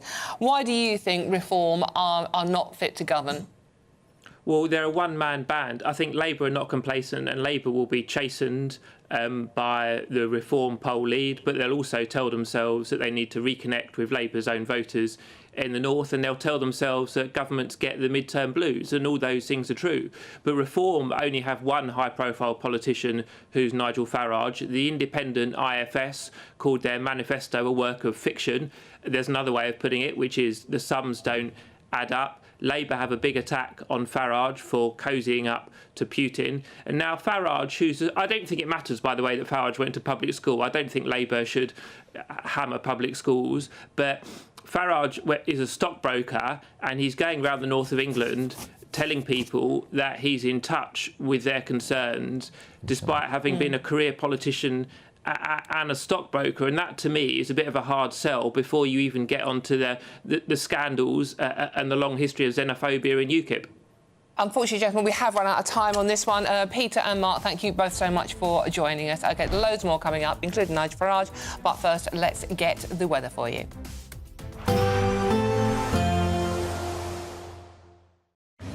Even though we'll see a cloudy start, it'll be a bright outlook for the rest of the day. Boxed Solar, sponsors of weather on GB News. Good morning and welcome to your latest GB News weather forecast from the Met Office. It's a bright start for many of us today, but there will be some showers around, particularly across Scotland, and then it's going to turn very wet and windy from the west. So here's that early morning sunshine, but a few scattered showers across more northern parts of the UK. Here comes that wet and windy weather though into Wales, southwestern parts of England, central and southern parts of England by this afternoon as well. So turning pretty wet and windy, some coastal gales around Irish Sea coast in particular, some rain for Northern Ireland as well, with the brightest conditions and sunshine at times across northern Scotland. So feeling pretty unpleasant wherever you are today, highs of 15 to 17 degrees, but feeling cooler than that in the breeze. The rain is starting to ease a little bit as we go into this evening, but still some wet weather around for the evening rush hour across the southeast of England, particularly southwestern parts of England as well, so some heavy rain still over the moors here. A bit drier by this evening across Northern Ireland, but it will still be fairly cool for the time of year, highs of only 10 or 11 degrees in places. Some late evening sunshine across northern parts of Scotland, but some blustery showers being brought in on that westerly breeze. So still, you'll need your umbrella around, I think, if you are out and about. Through this evening, the band of rain across the south does drag its heels a little bit across some English coastal counties of the UK, but generally it's turning drier and a little bit clearer overnight tonight, but there'll still be a few showers around. A mild night in the south, temperatures holding up into double figures, but turning chilly enough across northeastern parts of Scotland for just about a touch of frost in some of the glens. For Wednesday morning then, a few showers around, some fairly large amounts of cloud through the morning across England and Wales, but it will be generally a brighter, drier and warmer day to come tomorrow than on Tuesday. Some sunny spells for most, a scattering of showers, but many places escaping those showers and staying dry. And in the best of the sunshine, we'll see highs of 19 or 20 degrees, and that will feel very pleasant indeed. Expect a warm front, moving from the kitchen right through to the rest of the house. Boxed Boilers, sponsors of weather on GB News. Someone is going to win the biggest prize package to date, and that someone could be you, driving away in this Elnag Baron 560 motorhome. It has plenty of room for your family of four, comes complete with kitchen, bathroom and all the space you'll need for life on the road. Plus, we'll also give you a further £5,000 in tax-free cash to spend however you like. For another chance to win the lot, text WIN to 63225. One entry costs £2.50 plus one standard network rate message, or text BONUS to 63225. 5 entries cost £5 plus one standard network rate message. Go to gbnews.com/win. Entries start at £2.50. Call 0903 686 3232. Calls cost £2.50 plus your network access charge. Or post your name and number to GB13 PO Box 8690 Derby DE1 9TT. UK only. Entrance must be 18 or over. Lines close at 4 p.m. on the 6th of June. Please check the closing time if listening or watching on demand. Good luck. Hi, I'm Michelle Dewberry, and my show is your opportunity to cut through all the noise and dive in headfirst to some robust debates. Ideas clash. Situation, isn't it? No, because you're deliberately avoiding my point. Nothing's held back. And if you think this is the end of it, wait for more. And we do not shy away from the difficult stuff. Sometimes I want to shake people and say, if only you understood. So join me on Jubes & Co. weeknights at 6 p.m, only on GB News, Britain's news channel. Good Afternoon Britain isn't just about us. The wonderful thing about this programme is it's about everyone watching. It's an interactive programme. Well, there absolutely is something to see here, and we're going to be talking about it more. Whether it's breaking royal news, please bring us up to date, or indeed a particularly punchy speech in the House of Commons. Very, very curious. We bring it to you live, and then we bring you live reaction as well. That's Good Afternoon Britain, weekdays from midday. Only on GB News, the People's Channel, Britain's news channel. I'm Christopher Hope. From pop star to politicians, I'll interview anybody in a pub who's got a political opinion. Join me every Friday on Spotify, Apple Podcasts, YouTube or gbnews.com, or wherever you get your podcasts. This is GB News, the People's Channel. In the GB Newsroom, we bring you the news as it happens. With our team of dedicated journalists across the UK, we're ready to keep you up to date with what's happening every half an hour, every single day. Bulletins here on GB News, the People's Channel, Britain's news channel. Join me, Nana Akwe, for an informative, interactive news programme with a difference. It's fun. No, he didn't say that, Dave. I'm so surprised. I think there's an element of truth to that. Join me from 3 p.m. every weekend, only on GB News, Britain's news channel.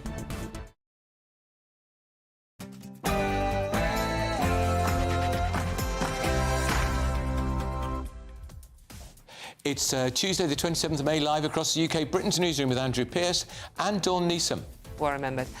Your story is this out. Horror in Liverpool. Almost 50 people have been injured as a car ploughs into football fans celebrating Liverpool's victory. A 53-year-old man has been arrested and Merseyside police issued this statement. We are not currently looking for anyone else in relation to it.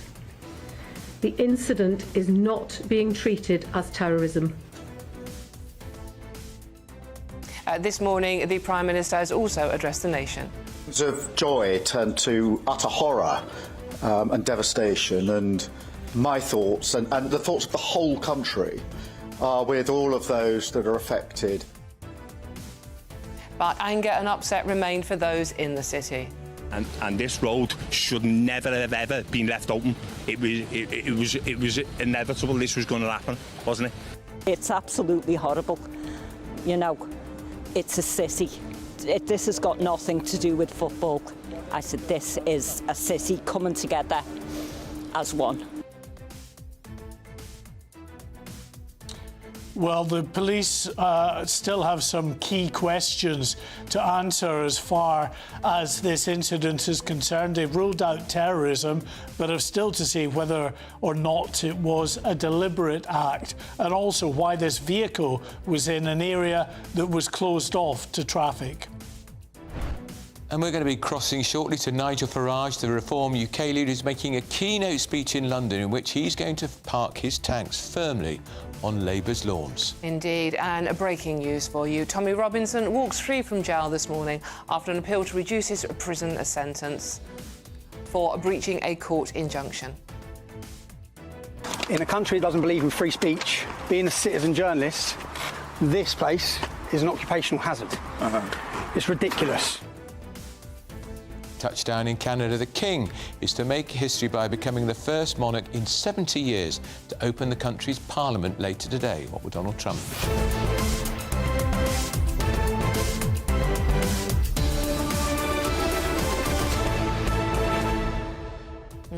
Obviously, the big breaking story of the day is still the incidents in Liverpool. So we will bring you as much coverage as we can on that, and certainly any developments. But as always, this show is about you and your views. So very simple to get involved. Please do go to gbnews.com/yoursay and join in the conversation. But first, let's get the news headlines with Sophia Hill.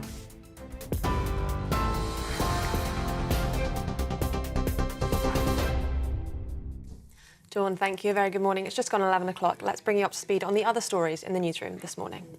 Tommy Robinson has been released from jail today, 4 months early. Stephen Yaxley Lennon was originally jailed for 18 months for contempt of court after multiple breaches of an injunction in 2021. But he has reportedly showed a change in attitude. However, last week Robinson was charged with harassment of causing fear of violence against 2 men in August last year. He will now appear at Westminster Magistrates Court on the 5th of June. King Charles will make history in Canada today, becoming the first monarch in nearly 50 years to open Parliament with a speech from the throne. Visiting at Canadian Prime Minister Mark Carney's request, the King's address comes amid rising tensions with the US as President Trump renews talk of annexing Canada. Carney called the visit a historic honour and a clear show of sovereignty. The King and Queen Camilla were warmly welcomed in Ottawa, experiencing everything from street hockey to Indigenous ceremonies. British sanctions imposed on Russia have hampered Putin's effort to maintain his fleet of nuclear-powered icebreakers in the Arctic. A floating repair dock destined for Russian service along the Northern Sea route has been stranded in the Mediterranean after the tugboat meant to tow it was hit with sanctions earlier this month. During visits to Norway and Iceland, the Foreign Secretary will look at the measures being taken to counter Russia's actions in the region. The UK is also exploring the use of artificial intelligence to detect hostile state activity in the Arctic in a joint scheme with Iceland. Now, in a major push to boost homegrown skills and curb immigration, the government has unveiled 120,000 new apprenticeships and training spots across England. Roles in construction, healthcare and engineering are the focus, with up to 45,000 places funded by increasing the fee employers pay to hire foreign workers by a third. Ministers say the move aims to strengthen the UK workforce ahead of the next general election. And some medical news. Resident doctors in England, formerly known as junior doctors, are receiving their ballots on fresh strike action as tensions rise over the government's latest pay offer. The proposed 4% public sector pay rise includes an extra £750 for doctors, but the BMA says it falls far short of reversing years of pay erosion. Ballots will open today and will close on the 7th of July, with potential strikes running into early 2026 if doctors vote yes. Union leaders say the door remains open for talks. And President Donald Trump's global trade tariffs are reshaping travel trends, with holidaymakers seemingly shunning trips to the US. According to hotel search site Trivago, the countries hit hardest by the tariffs are limiting travel due to economic uncertainty, including Germany, with the largest economy in Europe. Meanwhile, UK and US travellers are increasingly choosing to staycation amid their financial worries, as the demand for UK domestic travel is up by 25% this summer. Those are the latest GB News headlines for now. More from me in half an hour, but now it's back to Andrew and Dawn.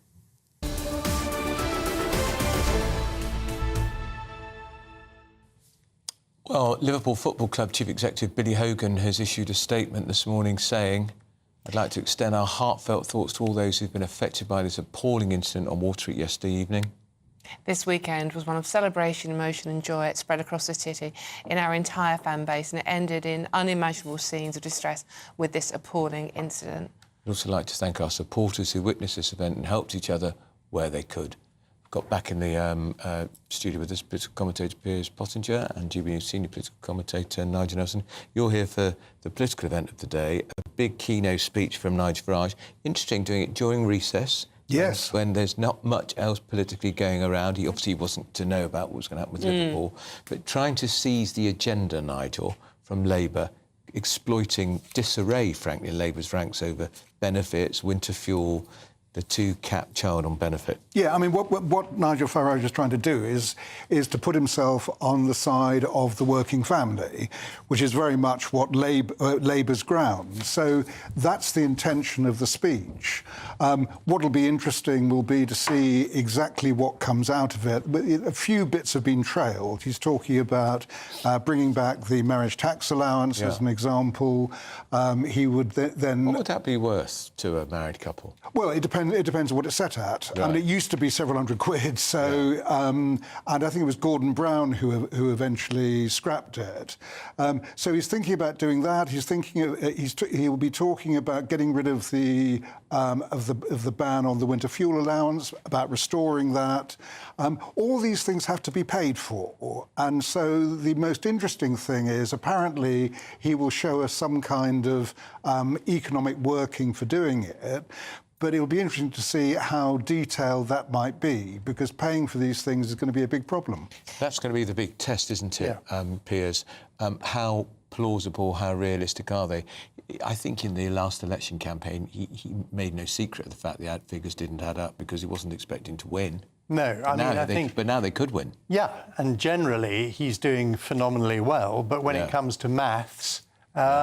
perhaps needs some improvement. Yes.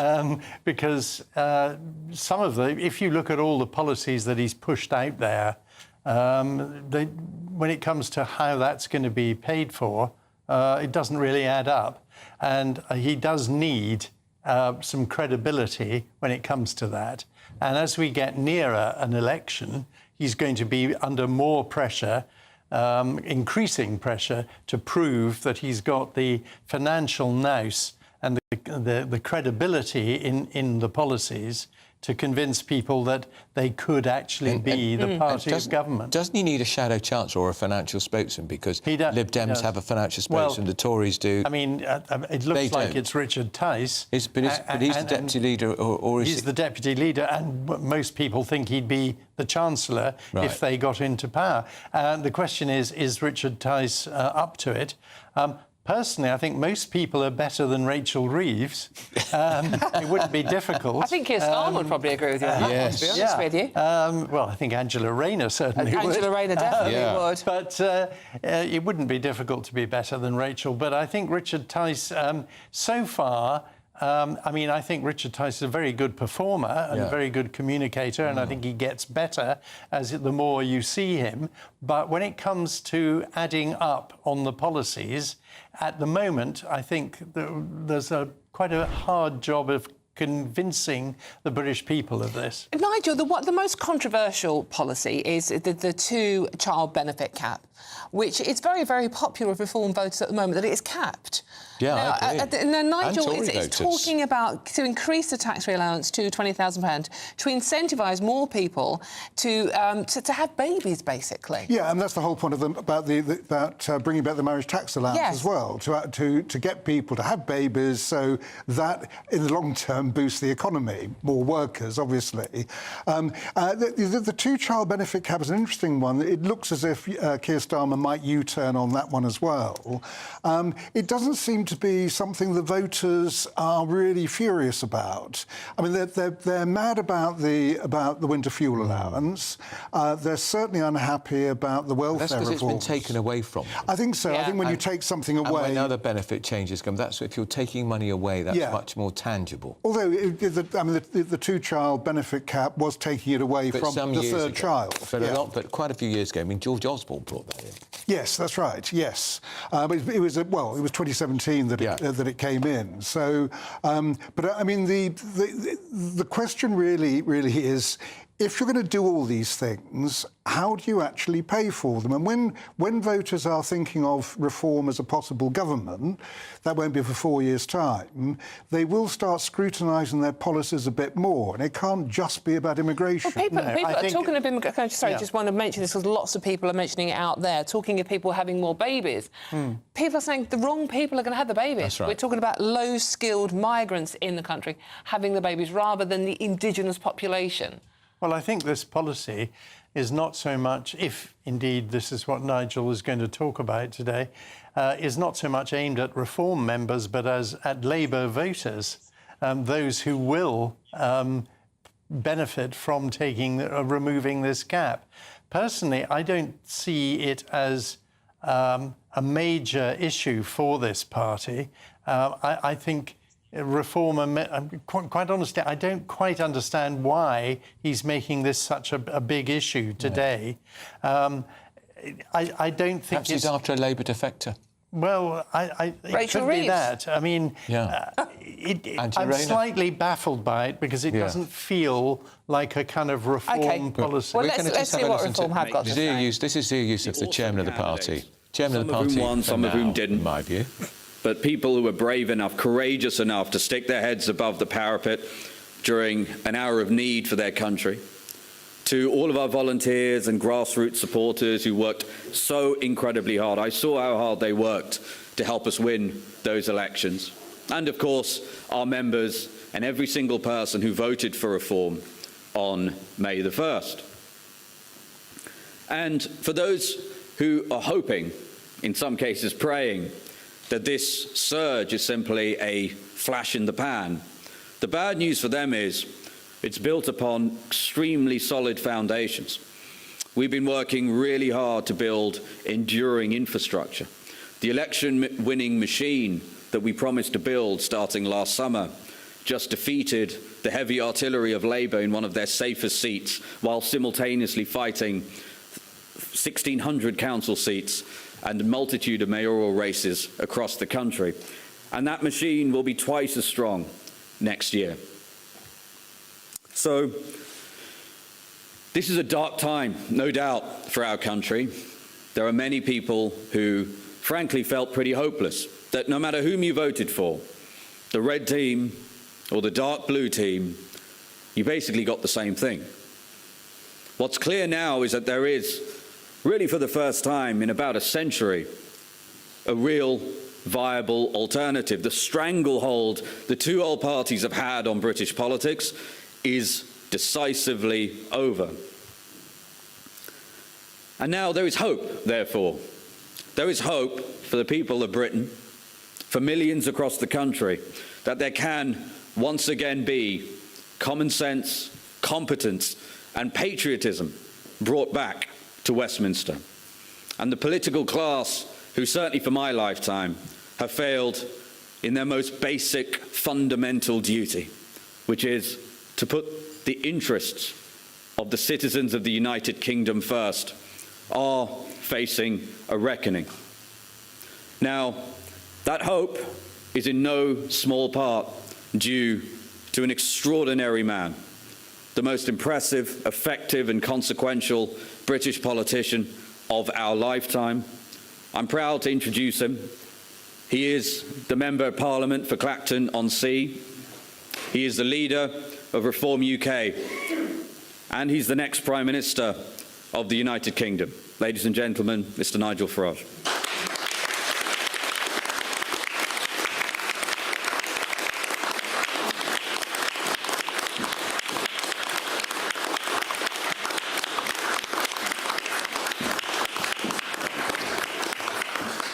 Good morning, everybody, and very few people will know just how much commitment, work and competence Zia has brought to the job of chairman. We would not have done on May the 1st what we did without him. My thanks go to him. Must begin today by saying that our thoughts are very much with Liverpool Football Club, their supporters, who were celebrating after an absolutely fantastic season that they'd had, and our thoughts go out to all of them after that mindless act of violence. We also thank members of the public who did all they could to help the victims and, of course, our emergency services. It was on the 3rd of June last year that I decided I would end my political retirement, give up a nice easy life and throw myself back into the front lines of British politics. I said on that day that we would get millions of votes in the general election and establish a beachhead in Parliament, and that is exactly what we did. I have spent most of my time since July the 5th last year trying to build this party, professionalise this party, and everything was aimed at May the 1st. And around me today on this stage, you see the fruits of that labour from myself, Zia, and tens of thousands of activists out there in the country. What you see before you today is a new Member of Parliament for Runcorn, 2 mayors, and 9 of our 10 councils in which we have overall majority control. Reform is now in government in large swathes of England.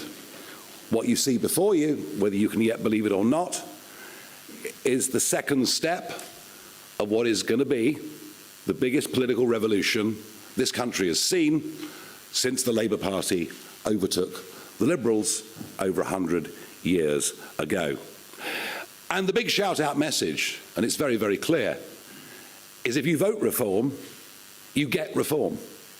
No longer will the argument be, well, we like reform, we like what they stand for, we like some of their people, but to vote for them would be a wasted vote. That is not the case anymore. In fact, in many ways, if you look at the map today, if you look at Scotland, you look at Wales, you look at the whole of the Red Wall and many other parts of England, if you want a party to be the opposition party to this Labour government, then it's a Conservative vote that would be a wasted vote. It's a Conservative vote that actually would help keep Labour in power. And that is the absolutely fundamental shift of public perception that has happened after May the 1st.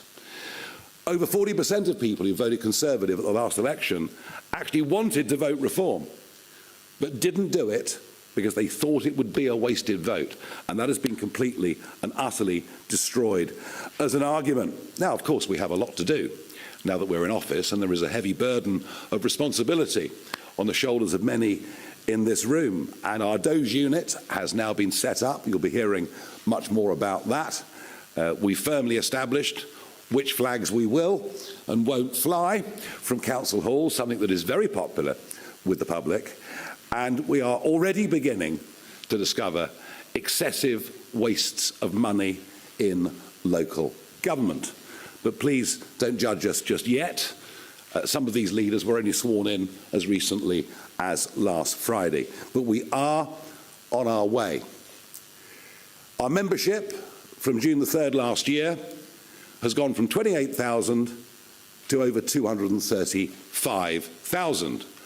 I have absolutely no idea how many members the Conservative Party has, or indeed how many members the Labour Party has. The last figure we had was many months ago, and they were losing a member every 10 minutes. I'm not saying we are already the biggest political party by membership, but we must be very, very close indeed. As for the Conservatives, I don't think many in the media class yet really understand the extent to which they are dying as a political party. It's over. It is done. And frankly, after the level of betrayal that we saw, especially since the 2019 victory with the 80-seat majority, they fully deserve everything that is happening to them. And as I mentioned already, they cease to be a national party. They are now an irrelevance in Scotland, an irrelevance in Wales, a complete irrelevance in the Red Wall, where nobody will ever trust them again. Now, of course, there's much talk about who the leader of the Conservative Party might be, and they change leaders pretty regularly. And maybe Kemi Badenoch's not having a particularly great time. Now, there is somebody who fancies his chances. He's been on a Zempic, he's running marathons. I noticed a very nice new Savile Row suit the other day. Perhaps he even had his teeth done, I don't know. But it's completely irrelevant whether Robert Jenrick becomes leader of the Conservative Party or Kemi Badenoch stays on as party leader. It's completely irrelevant if Boris Johnson decided, although he's got some pretty heavy domestic duties by the looks of it, whether he decides to return. They will not be trusted again. They have no chance of winning the next general election, none whatsoever.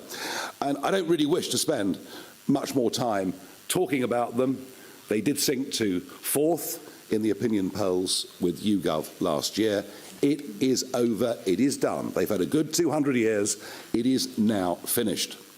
But today I wanted to talk a bit more, really, about the Labour Party. Now, they, of course, right now are absolutely terrified of reform. And if you think the Conservatives had a bad day on May the 1st, arguably, Labour did even worse. We completely wiped them out in County Durham, in many other parts of the East Midlands and elsewhere. And now, I have to say, they've decided they'll turn their guns on me. And every PMQs now, we see an obscure backbench Labour MP get up and ask the Prime Minister a question. You know, is it true that the honourable member from Clacton is a complete rotter? To which the PM says, oh, well, of course he, supports Putin and wants to abolish the NHS. And I have to sit there, and I've got no means of actually answering back or fighting back in any way at all.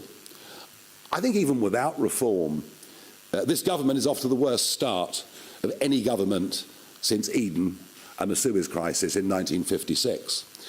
They are collapsing in terms of support. Their response to us is just to turn on the Labour lie machine. And I think today, perhaps it's just a little opportunity for me perhaps to answer some of that. Reform really are now the party of working people. One of the arguments I made in the run-up to May the 1st was that many of our voters are people with alarms that go off at 5 o'clock in the morning. They go off to work. They work damned hard, whether they're working for companies, whether they're trade union members, whether they run their own businesses or act as sole traders. They're the people that are voting for us. And the great divide that is opening up in British society is between those that get up and go to work, pay an ever-increasing tax burden, feel ever more hampered by government at every level, and their next-door neighbours who choose to do nothing, but actually have a very similar standard of living. That is becoming increasingly a massive problem in this country. But I also think that Labour have a problem with their personalities. The Chancellor of the Exchequer, Rachel Reeves, I don't think I've ever seen anybody so hopelessly out of their depth at any point in my professional or political career. And the idea that we were going to get this 10-year Bank of England economist, and of course she was dubbed by my colleague Lee Anderson as Rachel from accounts, which actually wasn't accurate, because it's Rachel from complaints. She is doing the most awful job, and what she and the Prime Minister have done is to spread doom and gloom and despondency. Economics works on confidence. This lot haven't managed to instil any. And of course she's backed up by Jonathan Reynolds, ever affable, but not the qualified solicitor that he told everybody he was. This is a very low-grade government. And unless you have successful private business, employing people and paying taxes, you cannot have an effective, functioning society. And it is, to me, truly astonishing that of all the 25 men and women in the Cabinet, not a single one has ever set up or run a private business. We have a bunch of lawyers. We have a bunch of people prepared to bow down to this concept of international law, but without the economic competency to run a country. And that is why we are genuinely going in the wrong direction. We are watching the de-industrialisation of Britain. Yes, of course, there are some jobs being created in wind and solar. But for every job created in that sector, there are 3 or 4 being lost in other parts of the British economy. We now have the most expensive energy prices commercially of any country in the world. And yet the net zero mania, and it isn't just Miliband, well, we know he's away with the fairies, but it's all of them are committed to this policy, just as the Conservative Party were when Boris Johnson and others led them before. I find it extraordinary also to witness the exodus. The exodus in London and in some other parts of the country is now in full flight. The number of people I know, and I'm talking about successful, hard-working, entrepreneurial people. I'm talking about people that have taken great risks in their lives, created a lot of jobs, and paid many millions, or in some cases, tens of millions in tax. They are leaving. And they're leaving our country at a very, very rapid rate. It's the biggest brain drain we've had since the 1970s, and yet no one seems to have woken up to it. And there is absolutely no contradiction in saying that we are the party of workers, but also the party of entrepreneurs. The two can't survive, exist and succeed without each other. When we come to the Prime Minister himself, and whilst I don't bear him any personal grudge, I don't think there's any malice in him at all, it's clear to me this man doesn't believe in anything. Now, it's quite extraordinary that for over a year it was obvious that Starmer would become our Prime Minister. You would have thought there was a plan. You would have thought there was a passion for what they would do in government as opposed to achieving the position of being in government. And yet, as he stood outside 10 Downing Street, mid-morning on July the 5th, to give his acceptance and victory speech, in the 9 minutes for which he spoke, he referred to his notes 158 times. Once every 2 seconds, the new Prime Minister had to refer to his notes, scripted to the nth degree, clearly without any great feeling, meaning or passion for the job that was ahead. And now we see that lack of any real political thought with the daily veering off left and right with speeches and statements that he makes.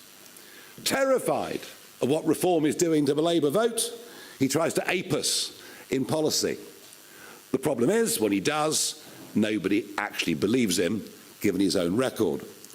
And of course, the more that he does that, the more that he opens up the splits on the left, where we see the Greens, who now would tax, I think, anybody in the country on a good income virtually out of existence, but their support They are picking up much of that left-wing support, and their support at 10-11% in the national polls is rock solid. We then, of course, have the pro-Gaza vote, which, as a direct result of government policy from both parties, sees many of our inner cities now moving towards sectarian politics. He doesn't seem to see any of this. But if the Prime Minister believes in anything, then he believes in this concept of international law. He cares about how he's viewed on the world stage, and we've seen that in his actions over the course of the last couple of weeks. This Prime Minister has no connection with working people, no connection with what we used to call working class communities. He doesn't understand what it's like to get up at 5 o'clock in the morning and go out and work physically hard for the day. He doesn't seem to understand that the tax burden, the cost of living, energy bills have meant that people genuinely have had a lower standard of living quite consistently over the course of the last 10 years. He has absolutely no conception, as part of the North London set, of the genuine damage to community that has been done by mass immigration over the course of the last 25 years. And it was interesting that in his 5 key priorities for government, immigration, whether legal or illegal, wasn't even mentioned. And if he thinks that having a net migration figure of 431,000 in his first year in office is some kind of victory, well, I'd remind him that is a city the size of Bristol. And the fact that he's made one speech that someone wrote for him to try and counter this won't change a thing. The idea that it will smash the gangs is already reduced to a farce, as over 800 young men came into our country last week. I've done my best to urge him to declare this an emergency situation. He refuses to do so. And I find it odd that 3 terrorists, 3 men who were going to blow up the Israeli embassy, who entered this country by small boats and were picked up by the authorities a couple of weeks ago. I find it extraordinary there isn't a greater debate about the threat to our national security that is being posed in the English Channel. But if Starmer doesn't get it, and if the Conservatives don't get it, and if much of mainstream media don't get it, let me tell you something, the country does. Out there, the country does. They can see that what is happening is unfair, they can see that it's wrong, but they can also see that it is also damn dangerous. But Starmer, of course, will do nothing about it, and his second speech in Parliament as Prime Minister, where he declared his love for the European Court of Human Rights and its convention.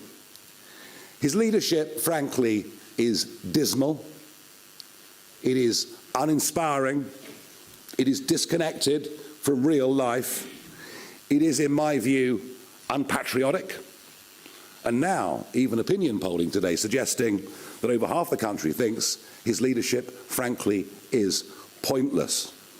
Now, he has challenged me to a head-to-head debate sometime between now and the next general election. The last time this happened to me, it was Nick Clegg, when he was Deputy Prime Minister. So, I mean, I'm very, very happy, Prime Minister, to accept this invitation, but I don't really want to wait for 4 more years. You and your deputy and others are saying, no, no, no, no, it's Labour that are the party of working people, not Reform. Well, why don't we test it out? I've got a great idea. Why doesn't the Prime Minister and I go to a working man's club somewhere in the Red Wall, and we'll sit there and we'll let them ask us questions, and you can all come along and cover it live. So that's my open invitation to the Prime Minister. Let's go to one of the former mining communities. Let's go somewhere that Labour have held the seat pretty much consistently since 1918. Let's, whether the Prime Minister will enjoy a few beers with the lads and do the Channel 4 racing that afternoon, I'm not sure, but I'm very, very happy to do so. We built this party around 3 key principles, things that we think need to be fought for and defended, things that we think most people in this country hold the dearest in their hearts. And that is, of course, family, community and country. And that is why we believe lifting the two-child cap is the right thing to do. Not because we support a benefits culture, but because we believe for lower paid workers, this actually makes having children just a little bit easier for them. It's not a silver bullet. It doesn't solve all of those problems, but it helps them. And some will tell you, well, Nigel, this is not actually a popular policy in the country. But then I've never, ever spent my time being a populist politician. I've nearly always spent my career pushing arguments that were minority opinions and trying to make them into majority opinions. I think we've lost our sense of focus of just how important family is. And I want to emphasise that this is aimed at British families. It's not aimed at those that come into the country and suddenly decide to have a lot of children. And it's the right thing to do. Now, we need to go much further. We need to go much, much further. Because one of the problems is a lot of people who want to go back to work, and it's normally women. It's men in some cases, but it's normally women. There are other huge issues around childcare. Big questions that have been raised with me. Why in our big workplaces are there not creches when there are in many other continental countries? So we want to go much, much further to encourage people to have children, to make it easier for them to have children. And that is why I also believe that having a transferable tax allowance between married people is the right thing to do. Now, I know many will say, look, marriage is outdated. Most people don't bother to get married anymore. And, you know, I'm hardly standing here in front of you as a religious priest and moralising. I'm not sure my own track record is ever so good on this. And we all lead imperfect lives. But what is true, what is absolutely true, and the evidence is there to prove it, is that where people who are married stay together for the longest period of time, the children that grow up in those environments have the best chance of success in life. Doesn't mean you can't survive outside of those circumstances. Of course you can. But I do think having this transferable tax allowance, perhaps making marriage something that is just a little bit more important in terms of the family, I do believe that it is the right thing to do. And of course, our biggest aspiration is that working people should not start to pay tax until they earn £20,000 a year. It's a policy that is wildly popular. It is a policy that would encourage people to get off benefits and to go back to work. We also recognise those that have worked during their lives, saved for a private pension, are now penalised by the withdrawal of the winter fuel allowance. If you don't have any savings, you'll still get the winter fuel allowance. So we're punishing working people at all stages of their life, and we would reverse, absolutely reverse what has happened, and we're taking away of the winter fuel allowance. Now, of course, you will all be lined up in your droves to say to me, how on earth can you afford all of this? How on earth can you afford 5 billion here or 5 billion there? Almost forgetting that the national debt is now 2.8 trillion, and that not just the last government, but this one too, are hopelessly adrift when it comes to government borrowing. We are going to make big savings. We will stand here before you in 1 year's time and show you the excessive costs that we've taken out of local government. And at a national level, if we win the next election, we will scrap net zero, something that is costing the Exchequer an extraordinary £40 billion plus every year. There will be no more asylum hotels or houses of multiple occupancy. People who come here illegally across the channel or on the back of lorries will not be allowed to stay. We will scrap the DEI agenda, which is costing the taxpayer up to £7 billion a year throughout the public sector. And yes, we see considerable savings to be made amongst the quangos. So yes, I do accept that these proposals, especially the one of lifting to £20,000 the level at which people start paying tax, I accept that it's expensive, but I genuinely believe that we can pay for it because we're not ideologically tied to the same ideas upon which we believe the Conservative and Labour governments have gone so wrong over the course of the last few years. As for community, we are totally appalled as a party at the growth of two-tier Britain under two-tier Keir. I want to make it absolutely clear, Lucy Connolly should not be in prison. The sentence that was given to her was absolutely excessive, and while she should not have said what she said, understand there were millions of mothers at that moment in time after Southport feeling exactly the same way. We also find it appalling that there is now open discrimination in employment advertising against white British people. DEI must go. We are a party that believes in meritocracy. We're a party that does not accept that somehow there is something uniquely awful about the British people or about our past. We believe the opposite. We actually believe that the British people are the most open-minded and tolerant country, frankly, that you could find on earth. So we feel very strongly about that. We, of course, shake our heads at early prison releases. And this is an area that Sarah Pochin, our new MP, this is an area that and the failings in our judicial system that she is going to deal with. And we will, of course, end mass migration into Britain and be unafraid to talk about migrant crime. I was utterly demonised between 10 and 20 years ago for suggesting that opening the doors would lead to bad people coming into Britain. What I said was that from poor countries, we'd get their best people and their worst people. And I think if you look at the crime statistics in London and elsewhere, of the gangs that have been allowed to come in from Romania, Albania, or wherever else it may be, I do believe that I was absolutely right. And when it comes to country and a sense of what a nation is, of what national sovereignty is, of what the national interest is, this is where I do personally want to confront the Prime Minister head on. I think what we've seen over the course of the last 2 weeks is who Keir Starmer really is. He absolutely is the globalist. He absolutely is the person that bows down to this concept of international law in the face of courts that are either horrifically outdated or, frankly, wholly illegitimate. And yet that's what he believes in. The EU reset, which starts to align us back with EU law, not just that exists today, but that comes in the future, that brings the European Court of Justice back into our lives.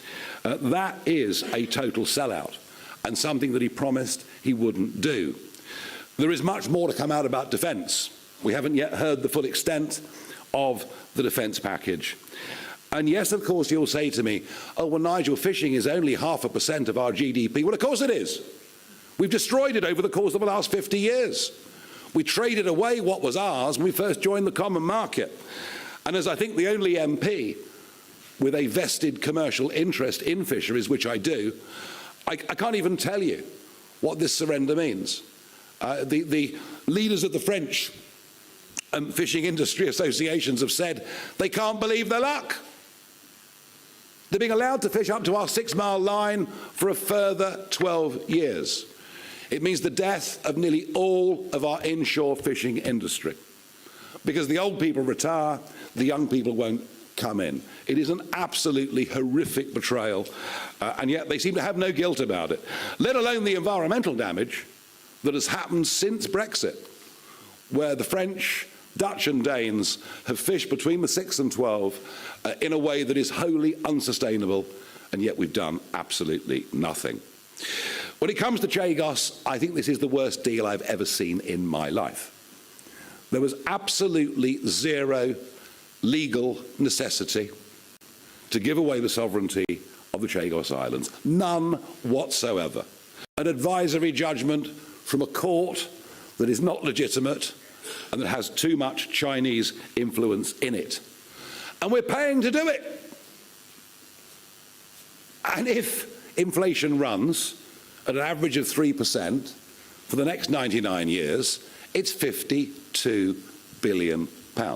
It's almost unbelievable that he could have done it, and not to have even referred to the Chagosian people who've suffered terrible racism in Mauritius, terrible racism. And now that this deal is done, they're now fleeing Mauritius and coming to our country, which they can do, of course, because they are British subjects. But I suppose, to Keir Starmer, racism only comes from people without university degrees. He probably doesn't think it happens between other races. The World Health Organization, of course, he signed us up to the pandemic treaty. Everything he's done in the last 2 weeks has been against our national interest. Everything he's done in the last 2 weeks will be undone by us in government, regardless of what the consequences are. He doesn't understand what national sovereignty is. He's never, ever, ever got over the Brexit result, and he's frankly doing his bit incrementally to reverse it. Now, I came back into politics on June the 3rd last year because I believe that our country has to be turned around. I came back into politics on the 3rd of June last year because I believed I had the ability to really give momentum to this political movement. And I've lived a bit. I've had some great successes in life. I've had plenty of failures in life as well. But what I bring to this now is experience. What I bring to this now is passion. What I bring to this now is a kind of courage or madness, you can take your own pick, which perhaps you only have when you've survived a few close brushes with death and even managed to go through the snake pit on I'm a Celebrity, get me out of here. But the qualities that I offer are hard work, passion, and yes, I'm not afraid of anything. I'm not afraid of the mob. I'm not afraid of criticism. I'm not afraid of protest. I believe that reform represents a silent majority in Britain. I believe what you're witnessing is the beginning of a genuine political revolution, something quite remarkable that is happening and will continue to happen in British politics. And if that means I'm pitted against the Prime Minister and whoever the leader of the Conservative Party may be, well, so be it. I think I'm ready for that right now. Thank you very much indeed. Right. Okay, we have a list of 18 people who wish to ask questions, so we'll try to rattle through as best we possibly can, beginning with Natasha Clark from LBC. Hi, Natasha Clark from LBC. Mr Farage, you say you're the party of the workers now. Why did your party vote down Labour's workers' rights package, which would have given them far more rights? And last week, Reform was accused of what critics say is a race-baiting advert for a Scottish MSP by-election by wrongly claiming that Anas Sarwar would put the Pakistani community first. What's your response to that? Thank you. For workers to have rights, they need to have jobs. And if you bring in legislation that means fewer people will be in work, what have you done for workers' rights? And I think it's all well and good making law. I saw this in the EU as well. It's all well and good making law for companies with 5,000 employees, 25,000 employees. What about companies with 3 employees? And this is the problem. The legislation never thinks about those, despite the fact in the British economy, it's the small private businesses that employ more people than the big CBI firms or whoever else it may be. And I think the idea that you could take somebody on, recognise that it's a mistake pretty quickly, and yet they could take action against you within 24 hours of being in work, probably would lead to small employers who, by the way, are already very reluctant to take anybody on, given the hikes to national insurance, given all the other problems that they face. So we opposed it because we thought it was very, very bad for employment. Now, there's a bit of a row going on in Scotland. Everyone's having a go at us, Labour, the SNP, so maybe we're getting something right. I think what I'm able to do is to show you what Mr. Sarwar actually said and how we've responded to it. Can we do that, guys? Pakistan is represented in every mainstream political party in Scotland and across the UK. The days where South Asian communities get to lead political parties and get to lead countries is now upon us.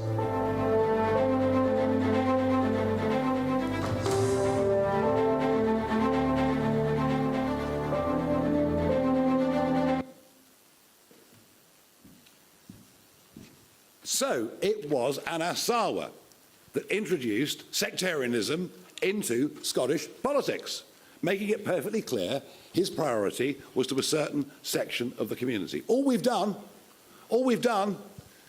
is to put out the exact words spoken by him without any comment. We've said nothing, just that we will represent the people of that constituency. And the fact that they, having chosen to go down the sectarian route, choose to throw accusations back at us, says to me, Natasha, that we are winning. Thank you very much indeed. David Churchill, Daily Mail. Thank you. Mr Farage, regardless of whether you can afford to lift the two-child benefit cap, Kemi Badenoch was on the airwaves at the weekend saying that just as a matter of principle, if people can't afford to have lots of children, then they just shouldn't have them, and it's unfair to expect taxpayers to subsidise other people having large families they can't afford. Why do you think she's wrong about that? You obviously clearly do think she's wrong about that. We subsidise low earners in lots and lots of different ways already, all right?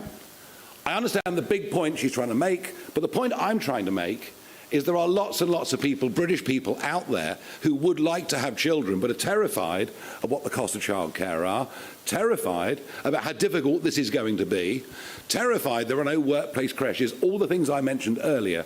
We are trying to help young, working British people who are not on particularly big incomes to have more children. And, you know, Kemi Badenoch's view might right now be the majority instinctive view, but this is part of a bigger package and policy that we are putting together to try and make the family a more important element in British life. Thank you. Lucy White from Bloomberg. No? Donna Runner? Yep. Yes, oh, sorry. Hi, Lucy White from Bloomberg. On that same subject, actually, you've talked about the importance of family, but one of the main reasons that people are choosing to have smaller families or no children at all these days is because housing costs are so high. And tinkering around the edges of tax policy is probably not going to do very much to that. So can you set out what you would do to make housing more affordable? No, you're quite right, Lucy. I accept that point. I did say that what I discussed so far today was not a silver bullet. It didn't solve all the problem. I talked about childcare, housing, of course, also a massive problem. You know, if you increase the population by 10 million through immigration, then you need to build a new house every 2 minutes in this country just to keep up. Even if Angela Rayner's targets are met for house building, they won't even cover anything like what legal net migration, let alone illegal, will be during the 5-year, if it is that Labour term. Housing is a massive, massive problem. Social housing is also a massive problem. I was horrified going around the country in the run-up to May the 1st, horrified to see county councils where going to the top of the list for social housing priorities were people who'd crossed the English Channel illegally and were given indefinite leave to remain. Absolutely horrified to see that. But that is what is going on out there. All right, we need to build houses. We need to build genuinely affordable houses. It does sometimes look to me that housing developments are 4-bed, detached, 2-bathroom, nice garage and garden houses, and not enough houses that are genuinely affordable. It is a massive problem, but it is one that government has made significantly worse. Amy Gibbons from The Telegraph, please. Hello, thanks very much. Nigel, you talked about making marriage more important and encouraging people to stay married for longer. So just to be clear, would you like to see the marriage rate come up and the divorce rate come down? Oh, you know, I'm not the Pope, you know. in an ideal world, look, of course, there are valid, legitimate reasons for divorce. I've got lots of experience of this. We can talk about it later. In an ideal world, for the benefit of children growing up, I repeat the point, there is lots and lots of evidence that suggests that children growing up to maturity into adulthood in a stable family background, which doesn't have to be marriage, I accept, but more often than not is, do better in life. Don't we deserve to try to help create a framework in which young people can grow up and lead fulfilling lives? And all right, you may say, I'm aiming very high, but isn't that what we're in politics for? Isn't that the point of the whole thing? Thank you. Archie Mitchell from The Independent. In the run-up to the local elections, reform activists set up a stall depicting Angela Rayner, Bridget Phillipson and Rachel Reeves as cows said to be sent to the abattoir. Is it misogynistic to depict female cabinet ministers as cows, and is it appropriate to suggest that they're going to be sent to the abattoir given MPs have been killed in recent years? Well, you've struck me there completely out of the blue. All sorts of appalling things get said and done by people fighting in elections at local and national election, and we get it done to us, and if one or two of our people do it to them, maybe they think it's funny. It probably isn't very funny. I can't pretend we're perfect, but what I can tell you is that one of the ways in which we have professionalised this party is to put people through a vetting process, and I think we've come up with a slate of elected councillors and mayors and a new MP that we can genuinely be very proud of. And if there is the odd lapse in taste, then I regret it, but it's kind of called politics. Thank you, Archie. Kitty Donaldson from iNews. Thank you. How much do you think it'll cost to move migrants from hotels into a private accommodation? And if you don't save as much as you want to, are you happy with them to live in tents? And if I may, will you commit to the triple lock for pensioners in the next Parliament? OK, the triple lock for pensioners is not something we've addressed as yet. We will between now and the next election. We are, as you can see, building out our policy platform. The migrant costs, the illegal migrant costs, by the end of our 5-year term will be zero. They won't be coming. They won't be coming. And we have a model for this. It's called Australia. Australia had the boats arriving, coming from Indonesia. They didn't know what to do. Then Tony Abbott, as Prime Minister, tried a few different methods. In the end, he towed them back to Indonesia. There was outrage. Outrage. The UN, the EU, the British Foreign Office. What a dreadful human being Tony Abbott is. But guess what happened? Within 2 weeks, people didn't pay the traffickers because they knew they wouldn't be allowed to stay. There is a deeper debate here, by the way. Even though the hotels are awful and very visible, if you talk to Sarah afterwards, she'll tell you that actually the houses of multiple occupancy in residential streets in some ways are even worse in terms of not just cost, but the huge social problems they bring. So look, the answer is very simple. One of our senior party members has suggested tents. I'm much more hardline than her. They won't be allowed to stay. Thank you. Let's move on to John Walker from The Express, please. Thank you. Mr Farage, could you expand a little on what you were saying about tax? It's one of the announcements that I don't think we were expecting. I think you mentioned a figure of £20,000. What does that mean? Are you talking about increasing the threshold, or how would that work? Yes. Simply, the threshold has been frozen for years. You know, it was done by Jeremy Hunt. It's called fiscal drag, but that's very boring, I know. It's being maintained under Labour, and it's dragging more and more people into tax, including pensioners. There are now another 1 million pensioners will be dragged into the tax system as a result of the fact they've got the old age pension, a small income from their private pension, and the threshold has been frozen. It's also interesting to note, if we go up the scale slightly, that from the late 1980s, right through until about 5 years ago, the number of people who paid top-rate tax, i.e. what was 40% plus all through the major Blair years, was about 1.5 million. About 1.5 million people paid 40p or more. By the end of next year, it'll be 8 million. So what we're seeing at all levels are more and more people being dragged into tax, into higher taxes. We have to find a way. There has to be a carrot and stick approach to the sheer number of people going onto a range of full-time benefits as opposed to working. And some of it, of course, are people who are choosing that as a lifestyle option. Equally, I've met many on my doorsteps who want to go back to work, but they're trapped by the sort of 16-hour rule. That if they get a job for more than 16 hours, they lose all of their benefits. And because of a tax system, they're worse off working than they are staying on benefits. That is what we're trying to address. You know, I do accept that the 20,000 level, where the threshold would be raised to, is our greatest ambition. But I think it's something that we simply have to do. Thank you. Rachel Cunliffe from the New Statesman. Thank you. You talk about councils, and you've got representatives from the councils that Reform are now leading on stage.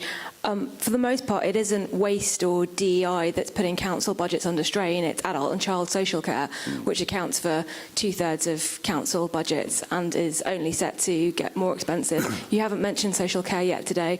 I wondered if you could say something about what Reform plans are to pay for that.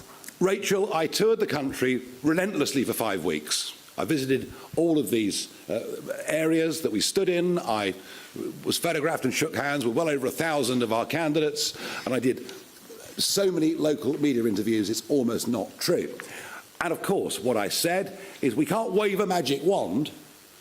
You know, we accept that central government funding has gone down.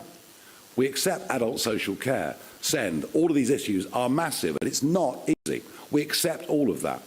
What we have said, though, is we will, where we can, and we're finding it already, cut unnecessary spending. But also what we've said is we will examine which service providers have been signed up to by county councils or unitaries, what the relationship is with those firms to some who may well be working in councils, and we will try to seek a more business-like arrangement in terms of how we provide those services. So I fully accept that the job, the weight of responsibility on the shoulders of these men and women on stage is not an easy thing, but we think we can do better. And I tell you what, we're certainly going to try. Thank you. We're moving through. Carl Dinnan, ITV. Thanks very much, Nigel. You were certainly right about one thing in your speech. We do want to know how you're going to pay for the policies that you've announced today. You've mentioned a couple of pretty big measures that will bring in savings, but even those won't quite cover the cost of your already announced tax plans, like the 20,000 threshold. So what I'm wondering is, are you going to tell us today how you're going to pay for winter fuel allowance, for scrapping the two-child benefit cap, and for the new married couples allowance? Are you going to tell us how you paid for these measures that you've announced today, or have you got a magic money tree growing in your back garden? All right, you started it. The cost of net zero to the taxpayer, figures produced by the Institute of Government, are estimated between 2025 and 2030 to cost £45 billion every single year. The cost of asylum seeker accommodation, be it hotels or be it houses of multiple occupancy, as I mentioned earlier, £4 billion every year. That may be a slightly low estimate because actually the overall costs of illegal immigration are much higher. DEI, as researched by Defunding Political Campaigns, estimated to cost government £7 billion every year. Quangos, just a 5% cut. And by the way, do you remember in the general election, we suggested a 5% cut? I mean, you thought, you know, what dreadful people we were. Impossible, it can't be done. And yet the government now proposing a 5% cut. Well, we're proposing a 5% cut to Quango funding, which would over a 5-year term be £65 billion. If you add all that up, you've got a pretty eye-watering number of £350 billion. And whilst that may be, I accept, you know, slightly optimistic, because it's difficult always to cut everything, I think you can see very clearly the direction that we're going in. We can't afford net zero. It's destroying the country. We can't afford DEI. It's actually preventing many talented people from succeeding.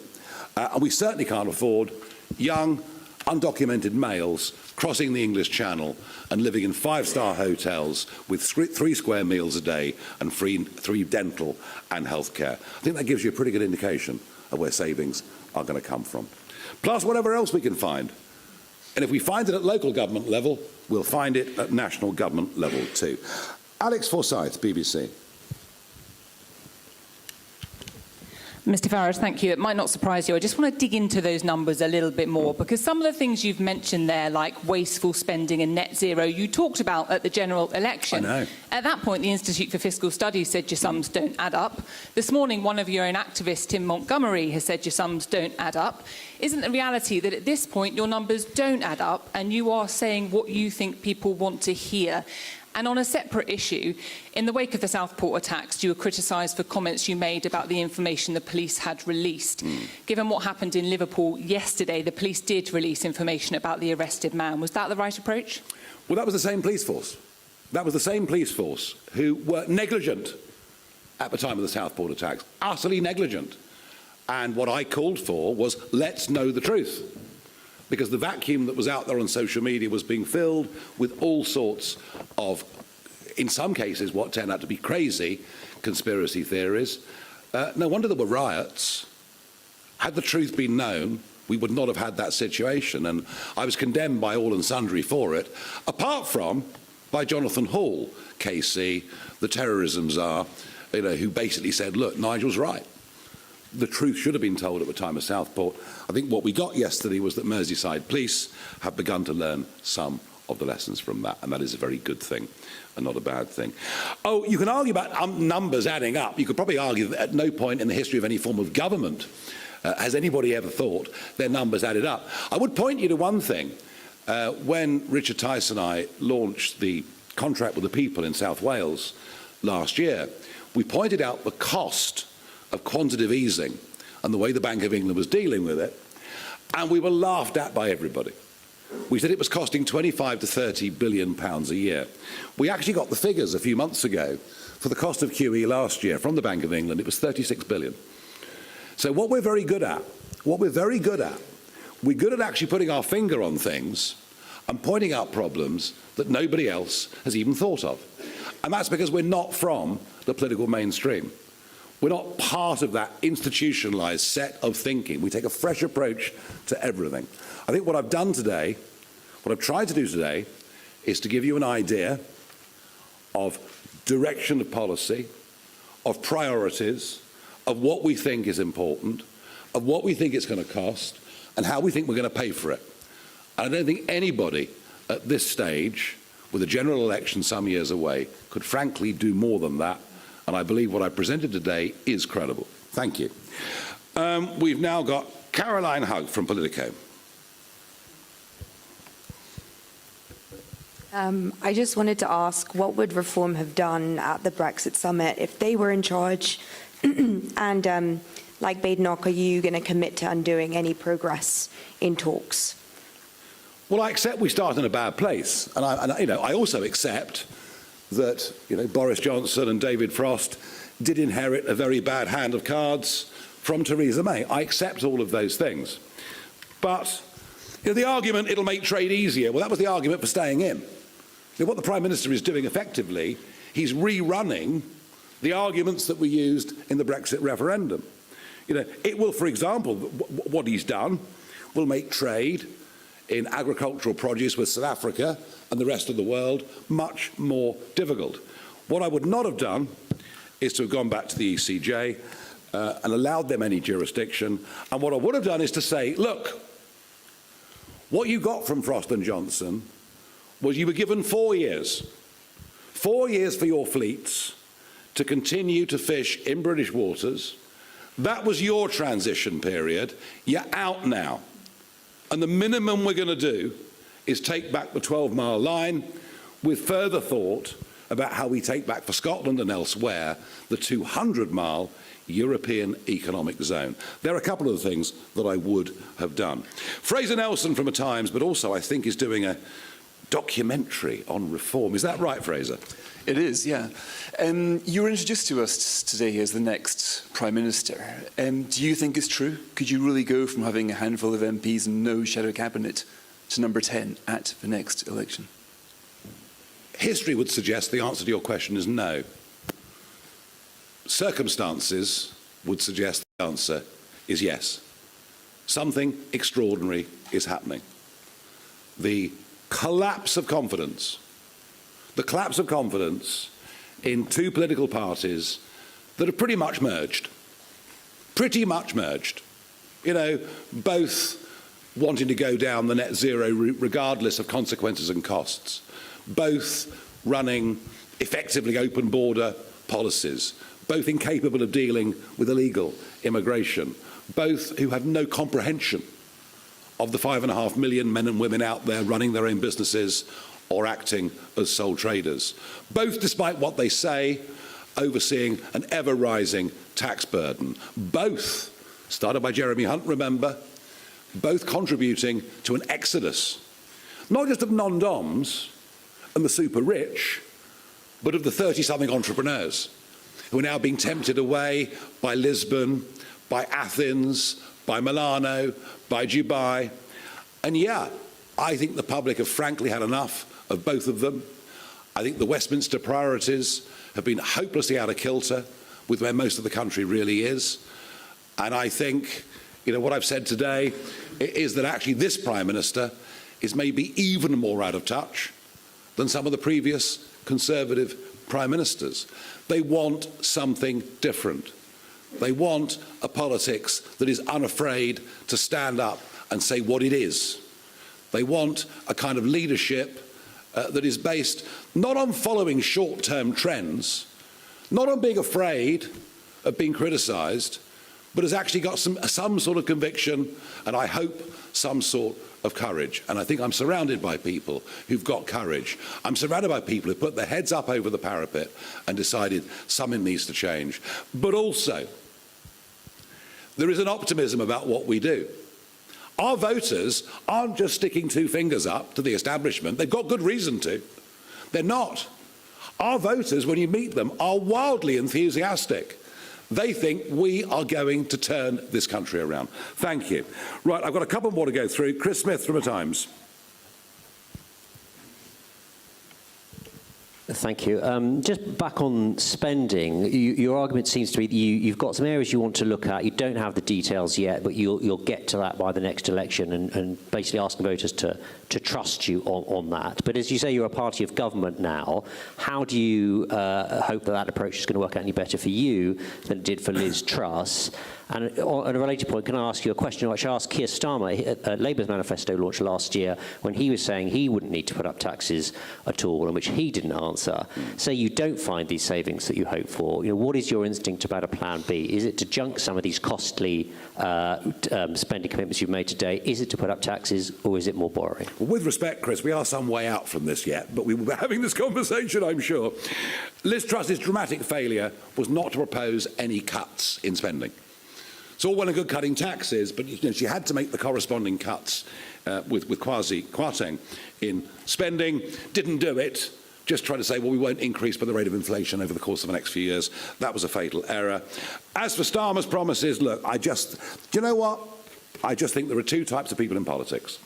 Those who want to be something, those who want to do something. For him, it was about becoming Prime Minister. For me, it's about turning this country around. Simple as that. James Hill, Spectator. Thanks, Nigel. You went through various members of the Cabinet today. You dismissed Johnny Reynolds, Rachel Reeves, Ed Miliband. There's one member of the Cabinet who you didn't address, Angela Rayner, and there's some speculation in recent days that she might fare better against reform at the next election. You faced off against her at last year's general election on the BBC. Just tell us your thoughts on her and whether she stands a better chance than Keir Starmer come the next election. Well, at least she's real. I mean, none of the rest are. I don't think she's lied on her CV. Not sure she's got a CV. You know, I mean, she is who she is.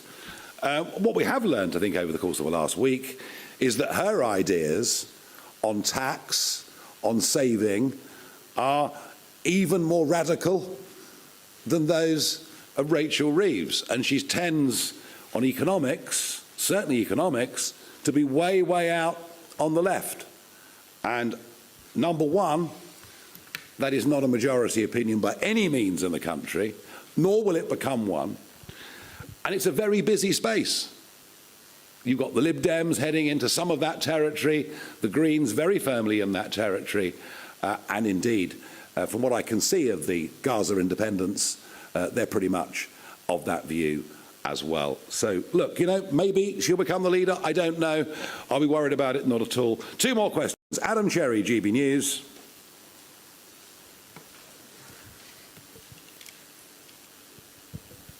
Just on the detail of what you're announcing today, are you scrapping the benefit cap entirely, or are you introducing a new cap of 3 or 4 children? And then on the shared family tax allowance, are you putting a figure on that today, or is it just sort of in principle? Yeah, it'll be up to a £5,000 transferable allowance, all right, which would help, say one of the parents wanted to spend a bit more time at home in the first 18 months, 2 years of a child's life. Those allowances could be transferred. It would give people more options and greater flexibility. We're not putting a cap on the number of children. I want to re-emphasise, this is not for people to arrive in Britain from overseas and have lots and lots of kids. It's designed to help hard-working, though slightly low-paid British workers. Final question, last and by no means least, Kieran Stacey, Guardian. Thank you very much. You've spoken today about some of your policies that are designed to be family focused. Can I ask about another similar issue? I've heard you talk about your desire to open up a debate on stricter restrictions on abortion. Can I ask your view? Do you think that the abortion time limit should come down? Do you think there should be larger buffer zones around abortion clinics? What do you think about this issue? Look, I think all of these things, like assisted dying debate, which is going to come back again on June the 13th, I think issues around this, issues around abortion, I genuinely believe these are issues of personal conscience.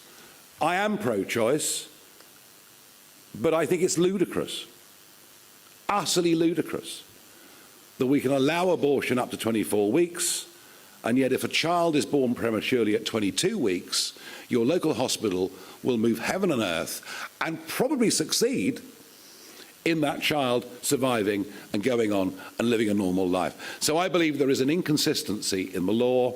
I believe it's totally out of date, but I do believe I wouldn't particularly want anyone around me to agree with that or disagree with that.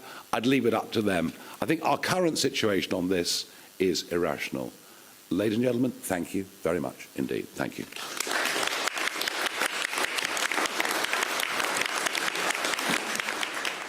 Well, there we have it. That was Nigel Farage in his latest Reform Party press conference. And we must note, of course, Nigel Farage did notice that Scottish by-election for the Scottish Parliament, which is taking place in Hamilton, Larkhill and Stonehouse to elect a new member of the Scottish Parliament, of course, following the sad death of an SNP member.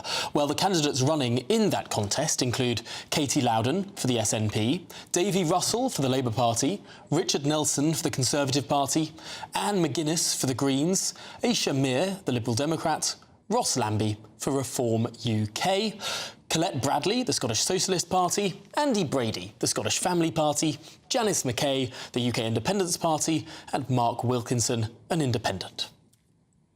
Well, welcome to Good Afternoon Britain. It's with Tom Harwood and Dawn Deasem. And as you've just been hearing, quite the speech from Nigel Farage there, 45 minutes at least. So we are now going to be analysing everything we have just heard in the studio with our senior political commentator, Nigel Nelson. Nigel, there's a lot to unpack there. I mean, a full 45 minutes from Nigel, appearing, as usual, to be speaking without any notes, without any prompts. So, from the heart, what did you make of what you've heard? Well, he's a good speaker, and he does those things very well.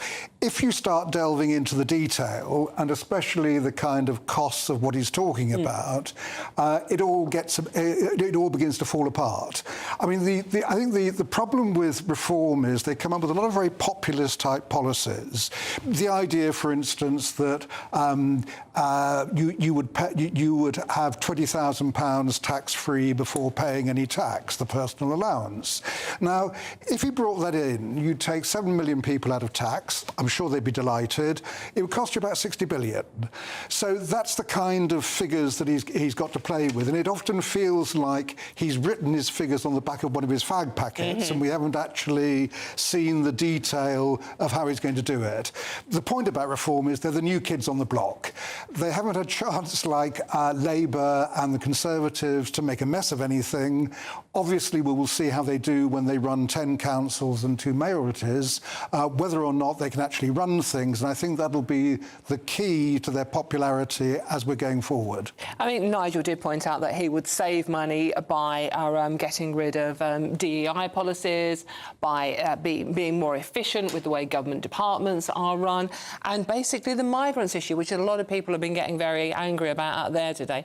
Fair play to Nigel for saying, we won't put them in tents, we won't have them at all. So he is saying we will get savings from them. Yes, and I'm sure he's right in that sense. The question would be how. Even with their immigration policy, we've not really got the how in any kind of practical sense. So, yes, if he could do all those things, that's fine. I mean, the kind of things they're talking about, that he's been talking about there, is quick returns of people who have no right to be here. Labour are doing that. When it comes down to things like taxation, he's talking about saving money, for instance, with a 5% cut in government departments. Labour are doing that. He talks about stopping tax cheats by clamping down on tax avoidance.